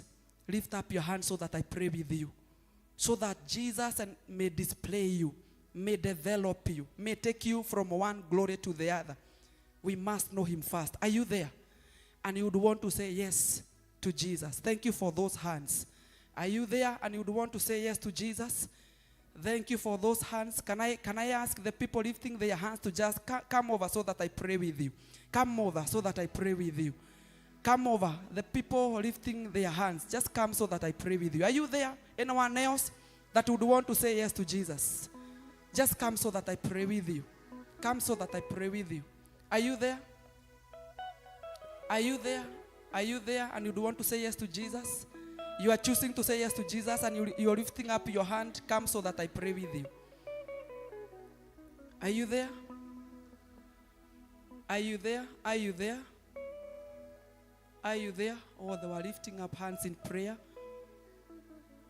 In the name of the Father, the Son, and of the Holy Spirit. And everybody say, Amen. Amen and amen and amen. Wow. Tupigie mhubiri wetu makofi tena.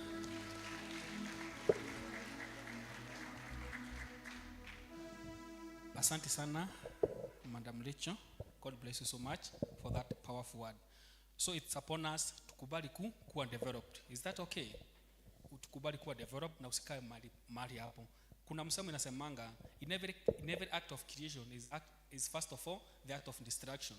So kabla hii nyumba ijengwe, hii kanisa, ungejua ni kanisa kama smart kama ilikuwa inajengwa, because ilichimbuanishwa kila kitu. For such a church to become smart like this, kulikuwa kwanza destroyment of the foundation, ndio ikakuwa kanisa kama hii. So in every act of creation is first of all the act of destruction, na tukubali Mungu atuhunde. Si ni sawa? Next, wacha tusikie tukiongozwa na matoleo na Elder Joy.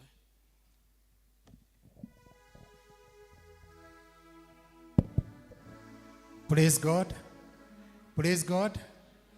Tukiitwa Thanksgiving, watu wakuje wale wamekuwa developed. Bwana asifiwe. Nafikiri leo tutakuwa na Thanksgiving nyingi. Tukianza na chairman na Elder Gojiri. Unajua tulikuwa tunachati hapo. Bwana asifiwe. Kuna kapicha ni vile akako kwa studio, ningewaambia muwekewe chairman ilikuwa 2000. Kuna picha tulikuwa nayo, tulikuwa tunaulizana ni nani. Ungeona hiyo trouser imesemekana. Bwana asifiwe. Pia Sosiani, si Mungu ametudevelop. Watu wa Sosiani, Mungu ametudevelop. Elder Muyu was telling me alikuwa anasoma Kayole, hakuwa anajuanga kama kuna kanisa ya PCA ilikuwa hapa. Hata hakukuwa na Bwana asifiwe. Unajua hata kuna itolale ya nuni leo ikaene gogo. Ukienda kwa gogo utatuambia jina ya kwenu nyumbani. Bwana asifiwe. God is developing us. Praise the name of the Lord. Thank you so much. Tutachukua our offertory, tutaanza na tithes, thanksgiving, alafu tumalizie. So tithers kindly come forward. Tithers kindly come forward. Tunahitaji muda wa kusikia neno the next service as God continue developing us.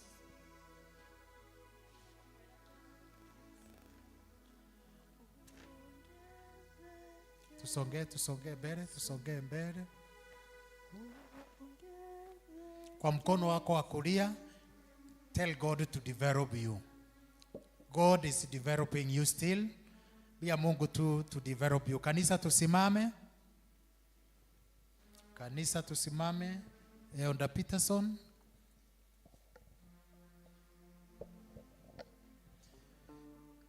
Everlasting Father, in the name of Jesus, your word is always true. That Lord, when we bring the whole tithe into your house, O God, you shall rebuke our devourers in the name of Jesus.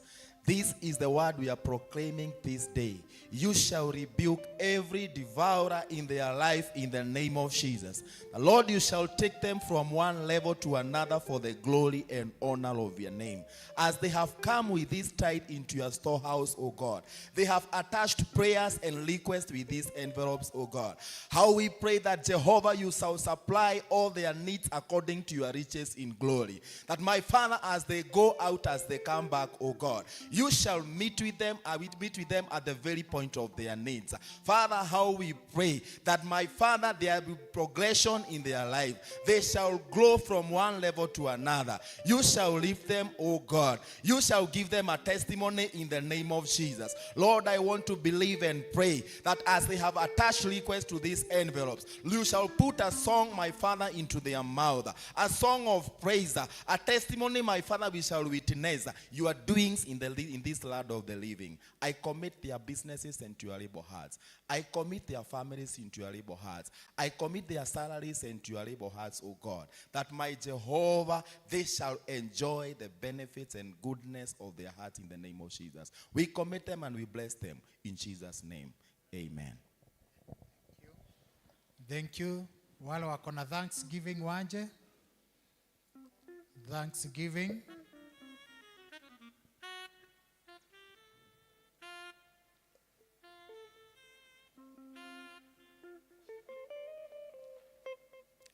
Thanksgiving wakuje.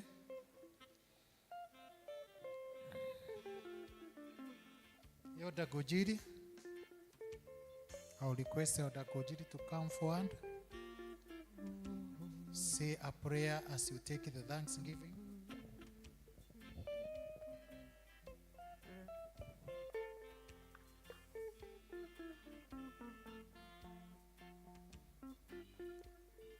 Naomba tusimame.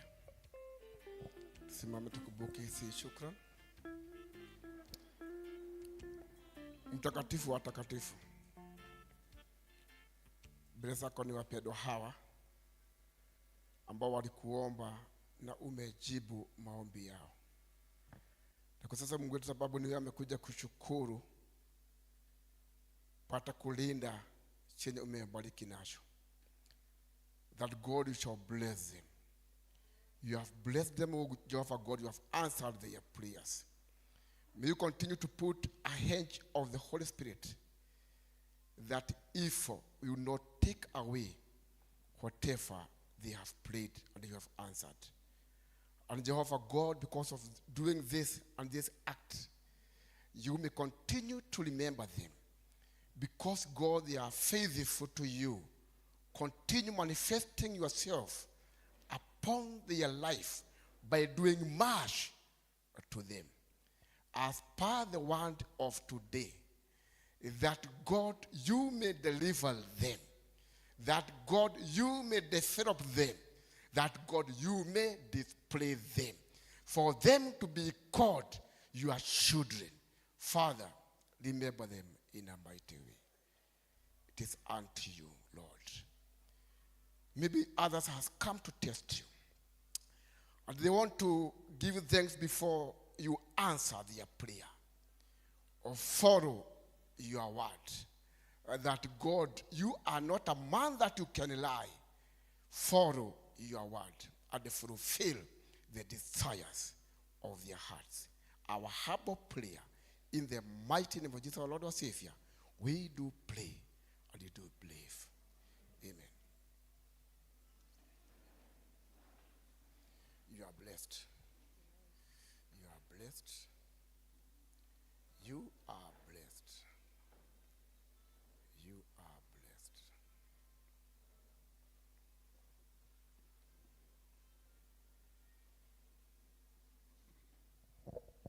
Thank you.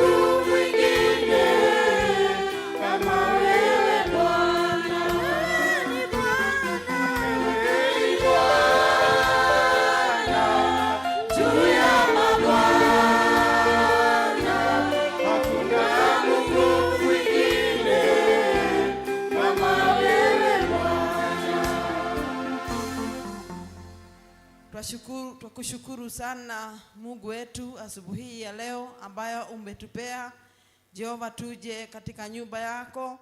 Hatuishukulii tu likiwa jambo la kawaida ya kuona umekuwa nasi Mungu wetu, umetulinda kila mmoja wetu, na hata tunesikia neno lako Mungu wetu, na hata umetupatia hii nafasi Mungu wetu tulete zile ambazo umetubariki nazo. Jehova Mungu wetu, tunakuomba ya kwamba utubariki kila mmoja ambaye ametoa. Mungu wetu tuomba umbariki, ukabariki kazi zake, ukabariki jamii zake katika jina la Yesu Kristo. Tunapotoka katika nyumba yako Mungu wetu, tuomba ukawe nasi, utubariki na ukaendelee na kunena na mioyo yetu Mungu wetu. Na ni katika jina la Yesu Kristo tuomba na tunaamini. Amen. Amen. Thank you. Before I sit, as I call upon the chairman from the LD board, the activity ya blood donation tunaifanyia pale kwa dining hall. Wamesema that the best place because of the circulation of air, na kulingana na madaktari hapo ndio the best place. So kindly remember to go donate blood. Watoto wetu wameitwa na wakaenda pale na wakafundishwa pia. Wamesema is a good thing kufundisha watoto wetu na kuambia the benefits na kuwaonyesha vile inaenda. So kindly pass through there. Chairman, karibu. Let's appreciate our chairman. Bwana asifiwe. Nisalimieni kwa sababu ya Mungu. Haleluya. Amen. Kuna baridi sana sana sana, lakini Mungu ni mwema. Wapi makofi ya kiongozi wetu wa ibada? Tumuongezee. Wapi makofi ya Lecho, mhubiri wetu ya siku ya leo? Alienda Karen akatoka huko akiwa tajiri. Makofi yake. Asante Lecho. Saa hii hata nimejua mahali nafanya kazi, nimeandikiwa bila wewe ni mhubiri mzuri. Nimeambiwa uko sawa. Kwa hivyo tumuongezee makofi. Na mahali huko ulikuwa nahubiri, kuna watu wanatoka huko wanasoma hapa. Kwa hivyo watu wa Karen wako wapi? Tupige watu wa Karen makofi. Mungu ni mwema, Mungu ni mwema. Niko na furaha sana kwa sababu ya Mungu siku ya leo. Tuko mwezi wa 8. Wengi wanajua Baba Gakuya tunasema mwezi wa 8 mambo ni mingi. Nataka tukimaliza tutashikana mikono zote. Kanisa hii tutashikana mikono kwa sababu ya kuombea mwezi wa 8. Wengi wanasema hivi na hivi na hivi na hivi, lakini tunamjua our God is our Lord maker and the way maker. Kwa hivyo tutashikana tuambia Mungu wetu, you are our way maker. Tuko na rafiki yetu hapa ambaye alisema atasoma hii kanisa. Si kumwambia watu wa English service, tumekuwa tukiongea na watu wa Kikuyu service kwa sababu alikuwa amesema anataka kujifunza Kikuyu. Mama Hope kuja na mtoto wetu Kenyatta. Watu hata wa Kikuyu service si kuambia Kenyatta vile ilikuwa.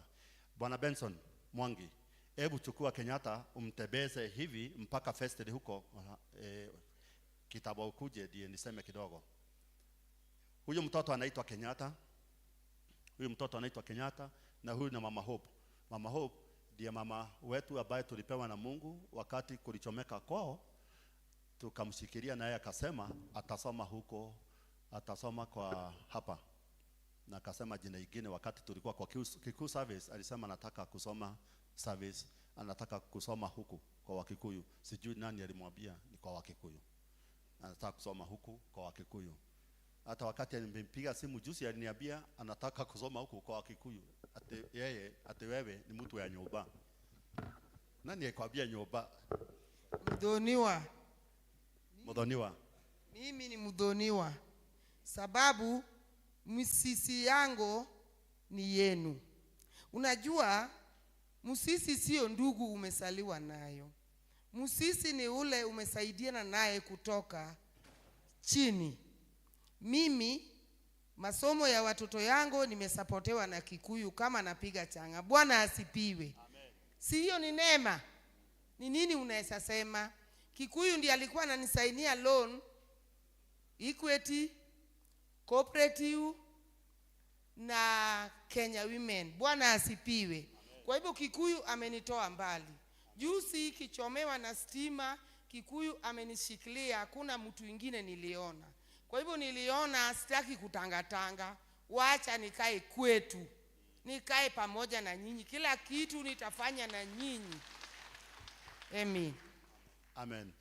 Na wakati juzi aliniita kaniambia, chairman, nataka unishike mkono, nataka niende nifugue sako, nataka sako hii yenu ya United Winners, hii ya kina mmoja wedani sako.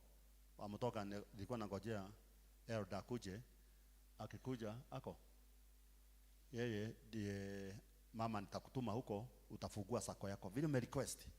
Maombi imefika. Sasa kidogo huyo mtoto mliona Mama Hope, huyo ndiye children's home ni yake, watoto wale wanarokotwa. Sasa jina huyo mtoto ni Kenyatta. Ubwa ilienda ikakuta mtoto ametupwa. Mtoto alizaliwa na akatupwa. Sitaki Kenyatta asikie ndiye nimesema tu atebezwe. Ubwa ilienda ikatafuta mtoto ikapeleka kwao. Sijui ubwa ilienda wapi kutagataga huko, ikapata mtoto kwa msituni, ikabeba mtoto, haikukula mtoto, ikamleta kwao. Hiyo kwenye hiyo ubwa ilikuwa inatoka. Kama ilikuwa yangu, ubwa yangu ilienda ikarokota mtoto ikaleta kwangu. Kwa hivyo haikujulikana. Sasa hiyo mtoto aliporokotwa na hiyo ubwa akapelekwa kwa hiyo mahali ya hiyo ubwa inakaa, ndio mama akaitoa mtoto akauita Kenyatta. Kwa nini uliita Kenyatta? Nilikuwa nakumbuka baraka. Nyinyi ujue mtu ametoka kwa jela anachukiwa, ni kweli. Lakini Kenyatta alitoka kwa jela akachunga nchi. Ndio niliita yeye Kenyatta, abarikiwe kama Kenyatta. Amen. Niitie hiyo wewe, niitie Benson akuje na hiyo mtoto. Tunataka tusalimie hiyo mtoto na tusema tu support hiyo mama wetu, children's home yako tu support. Iko tu hapa Albert. Mkipita hivi mnajua tunasaidia. Ile imeregister iko na barua ya government, sio ile ya Kariobangi. Si ya jua kali. Yake ni registered. Kwa hivyo Mama Hope ni hiyo tu kidogo. Hiyo Kenyatta akuje. Nani atanitia? Paul, hebu nitie. Kuja. Yes, kuja. Mtoto wetu mmesikia mahali toka. Sasa huyu anachukua gahawa watoto aina hiyo yote. Tuko na Kenyatta hapa. Si tunamwombea Kenyatta wetu asome vizuri. Ako grade 5. Uko grade? Salimia watu wa Mungu. Amboni.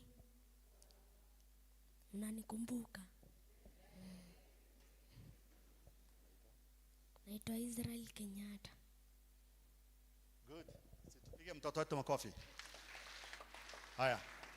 Mwenye amebakisha kitu yake kidogo tuletee mama, kwa sababu watoto ni wengi sana. Shika hapa Kenyatta. Mama, unafanya kazi mzuri sana. Wale watoto wote wako huko, unaitiwa. Wacha tu support mama wetu, na tunajua ya kwamba hapa umekuwa sasa displayed hapa kwa sababu ya Mungu. Kwa sababu ya Mungu. Hapa ndio tunakuwa na hapa. Haya, leta kitu yako kidogo iko naye. Leta kwa sababu ya mtoto wetu, ya mama wetu, watoto wale wote wanakaa huko. Leta. Mtoto wetu ako na children's hope. Najua Bwana atatenda. Haya, kuja. Watoto watarara jaa leo. Mungu na ambariki sana. Ni mugeamuka nyinyi. Hey. Atatenda. Najua Bwana atatenda. Thank God. Hata kama itachukua muda, najua Bwana atatenda. Oh, najua Bwana atatenda. Hata kama itachukua muda. Barikiwe sana. Najua wacha Mungu aone. Najua Bwana atatenda. Najua Bwana atatenda. Hata kama itachukua muda, najua Bwana atatenda. Asanteni. Mungu na ambariki sana. Najua Bwana atatenda. Hata kama itachukua muda, najua Bwana atatenda. Najua Bwana atatenda. Hata kama itachukua muda, najua Bwana atatenda. Najua Bwana atatenda. Hata kama itachukua muda, najua Bwana atatenda. Oh, atatenda. Najua Bwana atatenda. Hata kama itachukua muda, najua Bwana atatenda.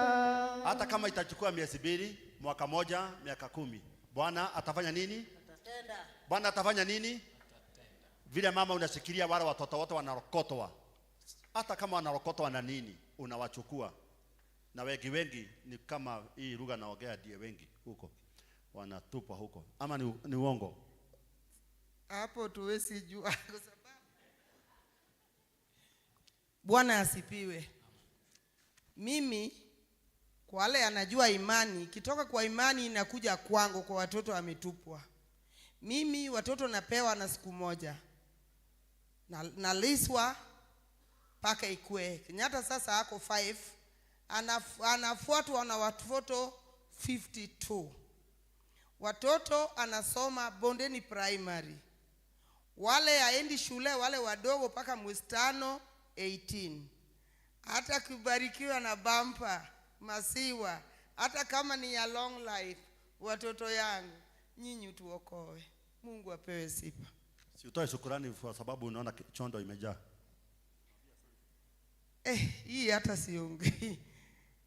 Ni baraka kutoka kwa Mungu kweli kweli, ni baraka kwa wageni wetu, ni baraka nao wapa. Makofi kidogo. Ni baraka kutoka kwa Mungu, ni baraka kwa wazee wasasi wetu, ni baraka kwa watoto wetu, ni baraka. Unajua iko kitu ingine unalia, uongii unalia. Kama pastor amehubiri, nilikuwa nalia tu. Nilikuwa nalia kikumbuka sukutia maana amenishikilia mkono pale. Watoto amechomewa na kila kitu. Tumelala hapa. Unatuona kama tumepotea na Mungu alikuwa. Si nyinyi ulitushikilia. Mungu abariki nyinyi. Hata wale alikuwa ananiona, nimeshangaa sababu hata kupata hiyo nyumba ya kwanza ililipwa na Reverend Karanja. Nyumba ni 85. Alilipa hiyo 85 na deposit na rendi ya maji na rendi ya stima. Si ni Mungu? Hiyo ndio nakuambia Mungu alitendea. Ndio nimesikia huyu msichana ameomba nikakumbuka chairman. Mungu abariki. Hii chondo ni mzito. Hii chondo ni mzito kutoka kwa Mungu. Mungu asidi kubariki. Na ujue wale anafuata yeye ni 50. Mimi silei watoto ya watu. Nilikuwa naye watoto wa baba amekufa, mara amepotea. Wakati Ruto aliingia akasema watoto wa watu irudi, ilingolewa na serikali yote na nikabaki na 53. Mungu apewe sifa. Kwa hivyo mtoto wa mwezi moja, mtoto wa siku moja ndiye mama analetewa. Siku moja. Ule ametupwa ndiye analetewa. Ndiye ako na hawa watoto wote 53 ama 52. Namba yake ya simu kwa sababu ya wale wangetaka kusupport. Hapa tumejaa Marida na Dorcas. Namba yake ya simu 0725 132414. 0725 studio 0725132414 to support mama wetu. Kwa hivyo hii tuachie Kenyatta, tuachie hii nusiede. Tukitoka unapewa. Nani coordinator wa leo? Coordinator wa leo ni nani? Bernard.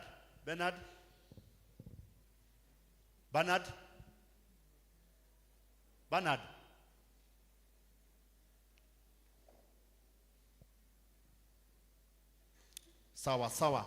Kwa hivyo watu tunashukuru, tunaambia Mungu ni asante kwa sababu tumeanza kujenga shule.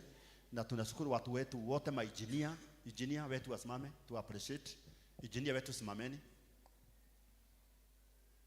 Sasa ukiangalia kwingine unajua ni wewe na Albert. Ni wawili tu. Watu wetu wa development wakiongozwa na patron chairman ameenda.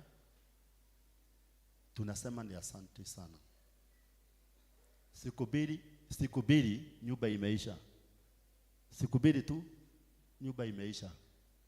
Hakuna kitu tutamlipa naye mheshimiwa Albert, hakuna, lakini Mungu ambaye anaona. Patron, ile kazi mnatufanyia nyinyi, wacha tu Mungu aone. Tubaki kidogo, chair, secretary wetu. Tubaki kidogo, tuabiane kidogo saa hii. Tukimaliza ibada, kujeni boardroom. Tuabiane kidogo na Mungu nambariki. Wapi makofi hawa watu wetu?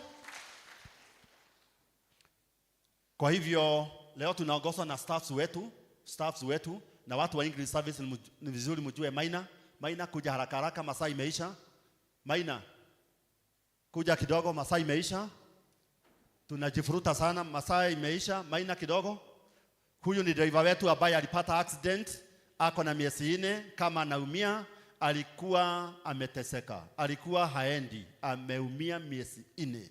Alipata ajali, ni driver wetu wa ile bus, miezi 4 yote ameteseka. Lakini Mungu ni mwema, saa hii mnaona ako vizuri, anatembea, hata kama anatembea na hiyo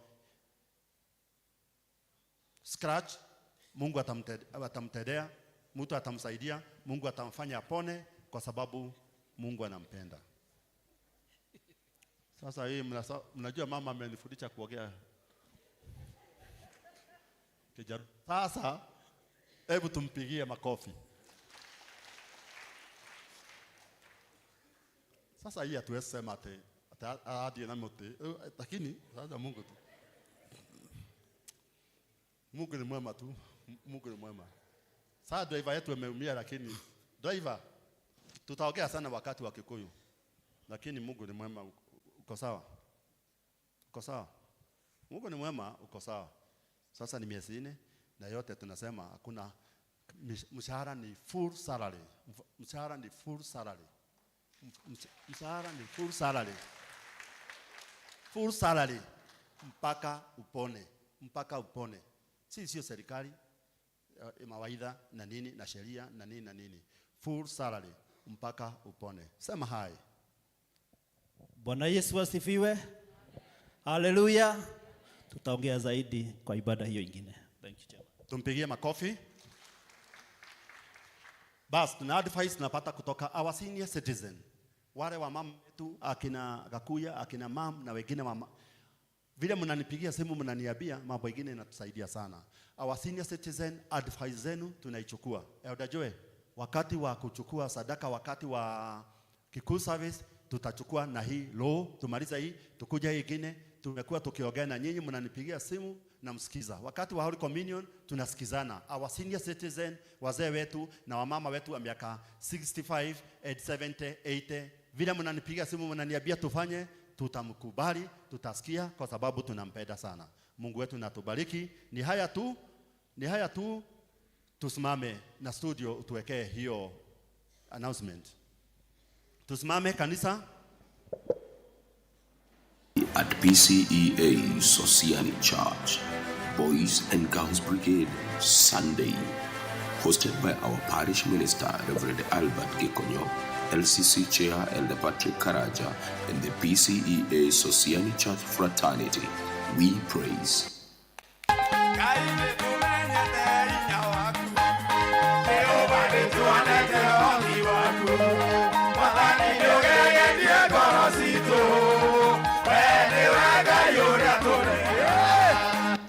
Our guest speaker, Evangelist Patrick Geshio. Theme, an ever-winning servant. Isaiah chapter 40, verse 31.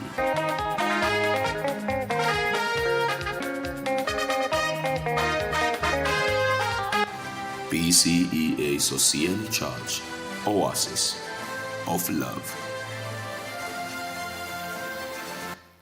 Haya, tulisema tunashikana mikono kwa sababu ya kudeclare na kudecree mwezi wa 8. Mwezi wa 8, vile watu huwa nasema sisi hatujui hivyo.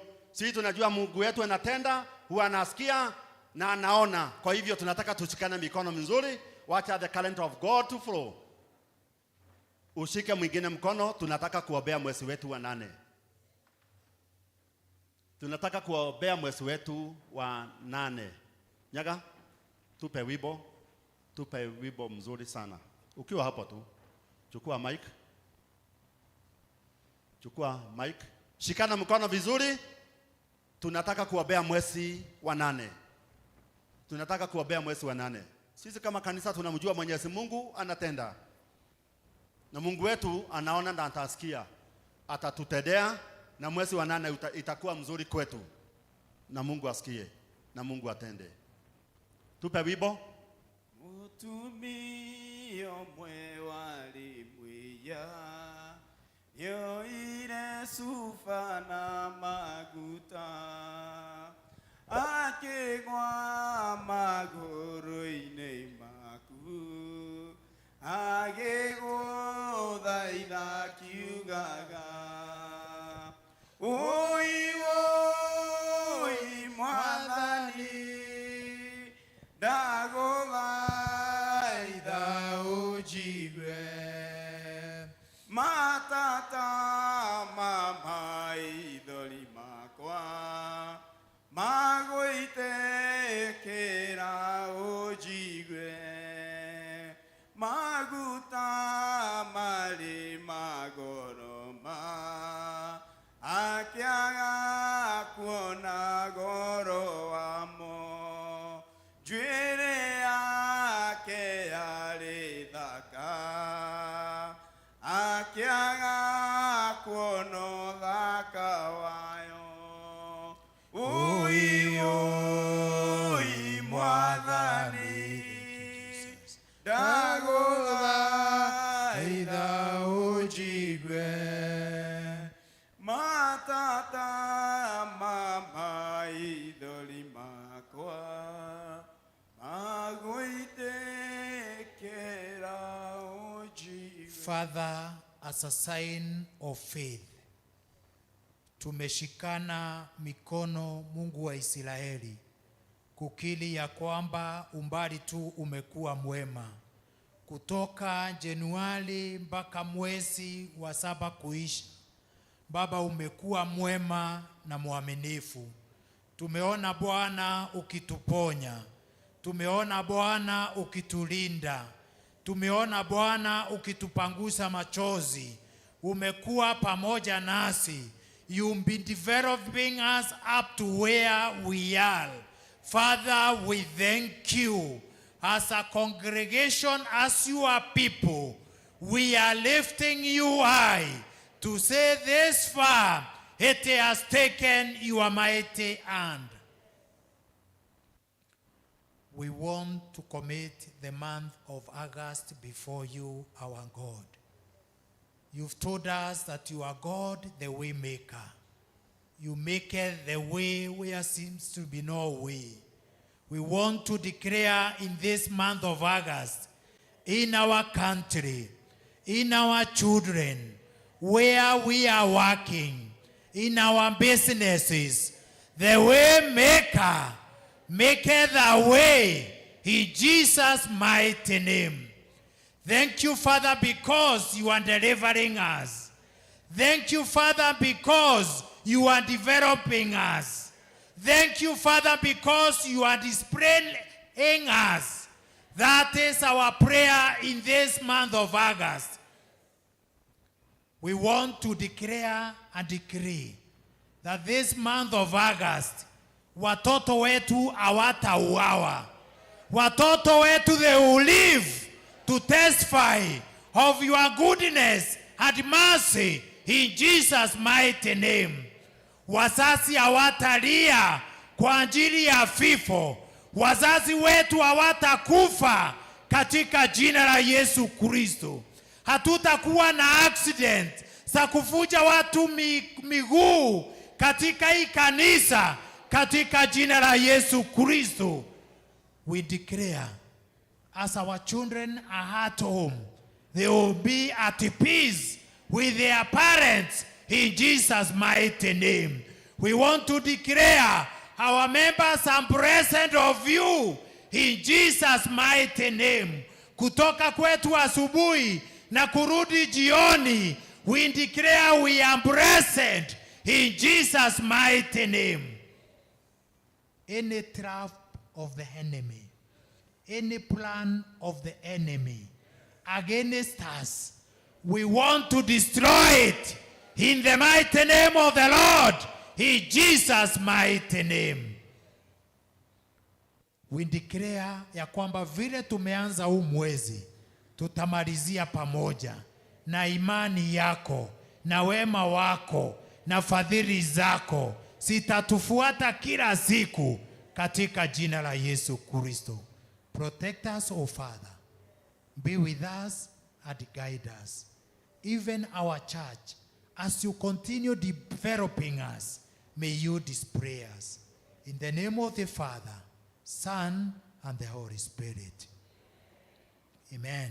Now turn to your neighbor, tukisema neema, usifunge macho, geukia jirani yako, declare now, may the grace of our Lord Jesus Christ and the love of God and the fellowship of the Holy Spirit be with you now and forevermore. Amen, amen, amen. Turudi ndiye sasa tutoe kitabu. Mwe na wiki njema. Mungu wetu nambariki sana na muonekanie na njia zake zote. Asanteni.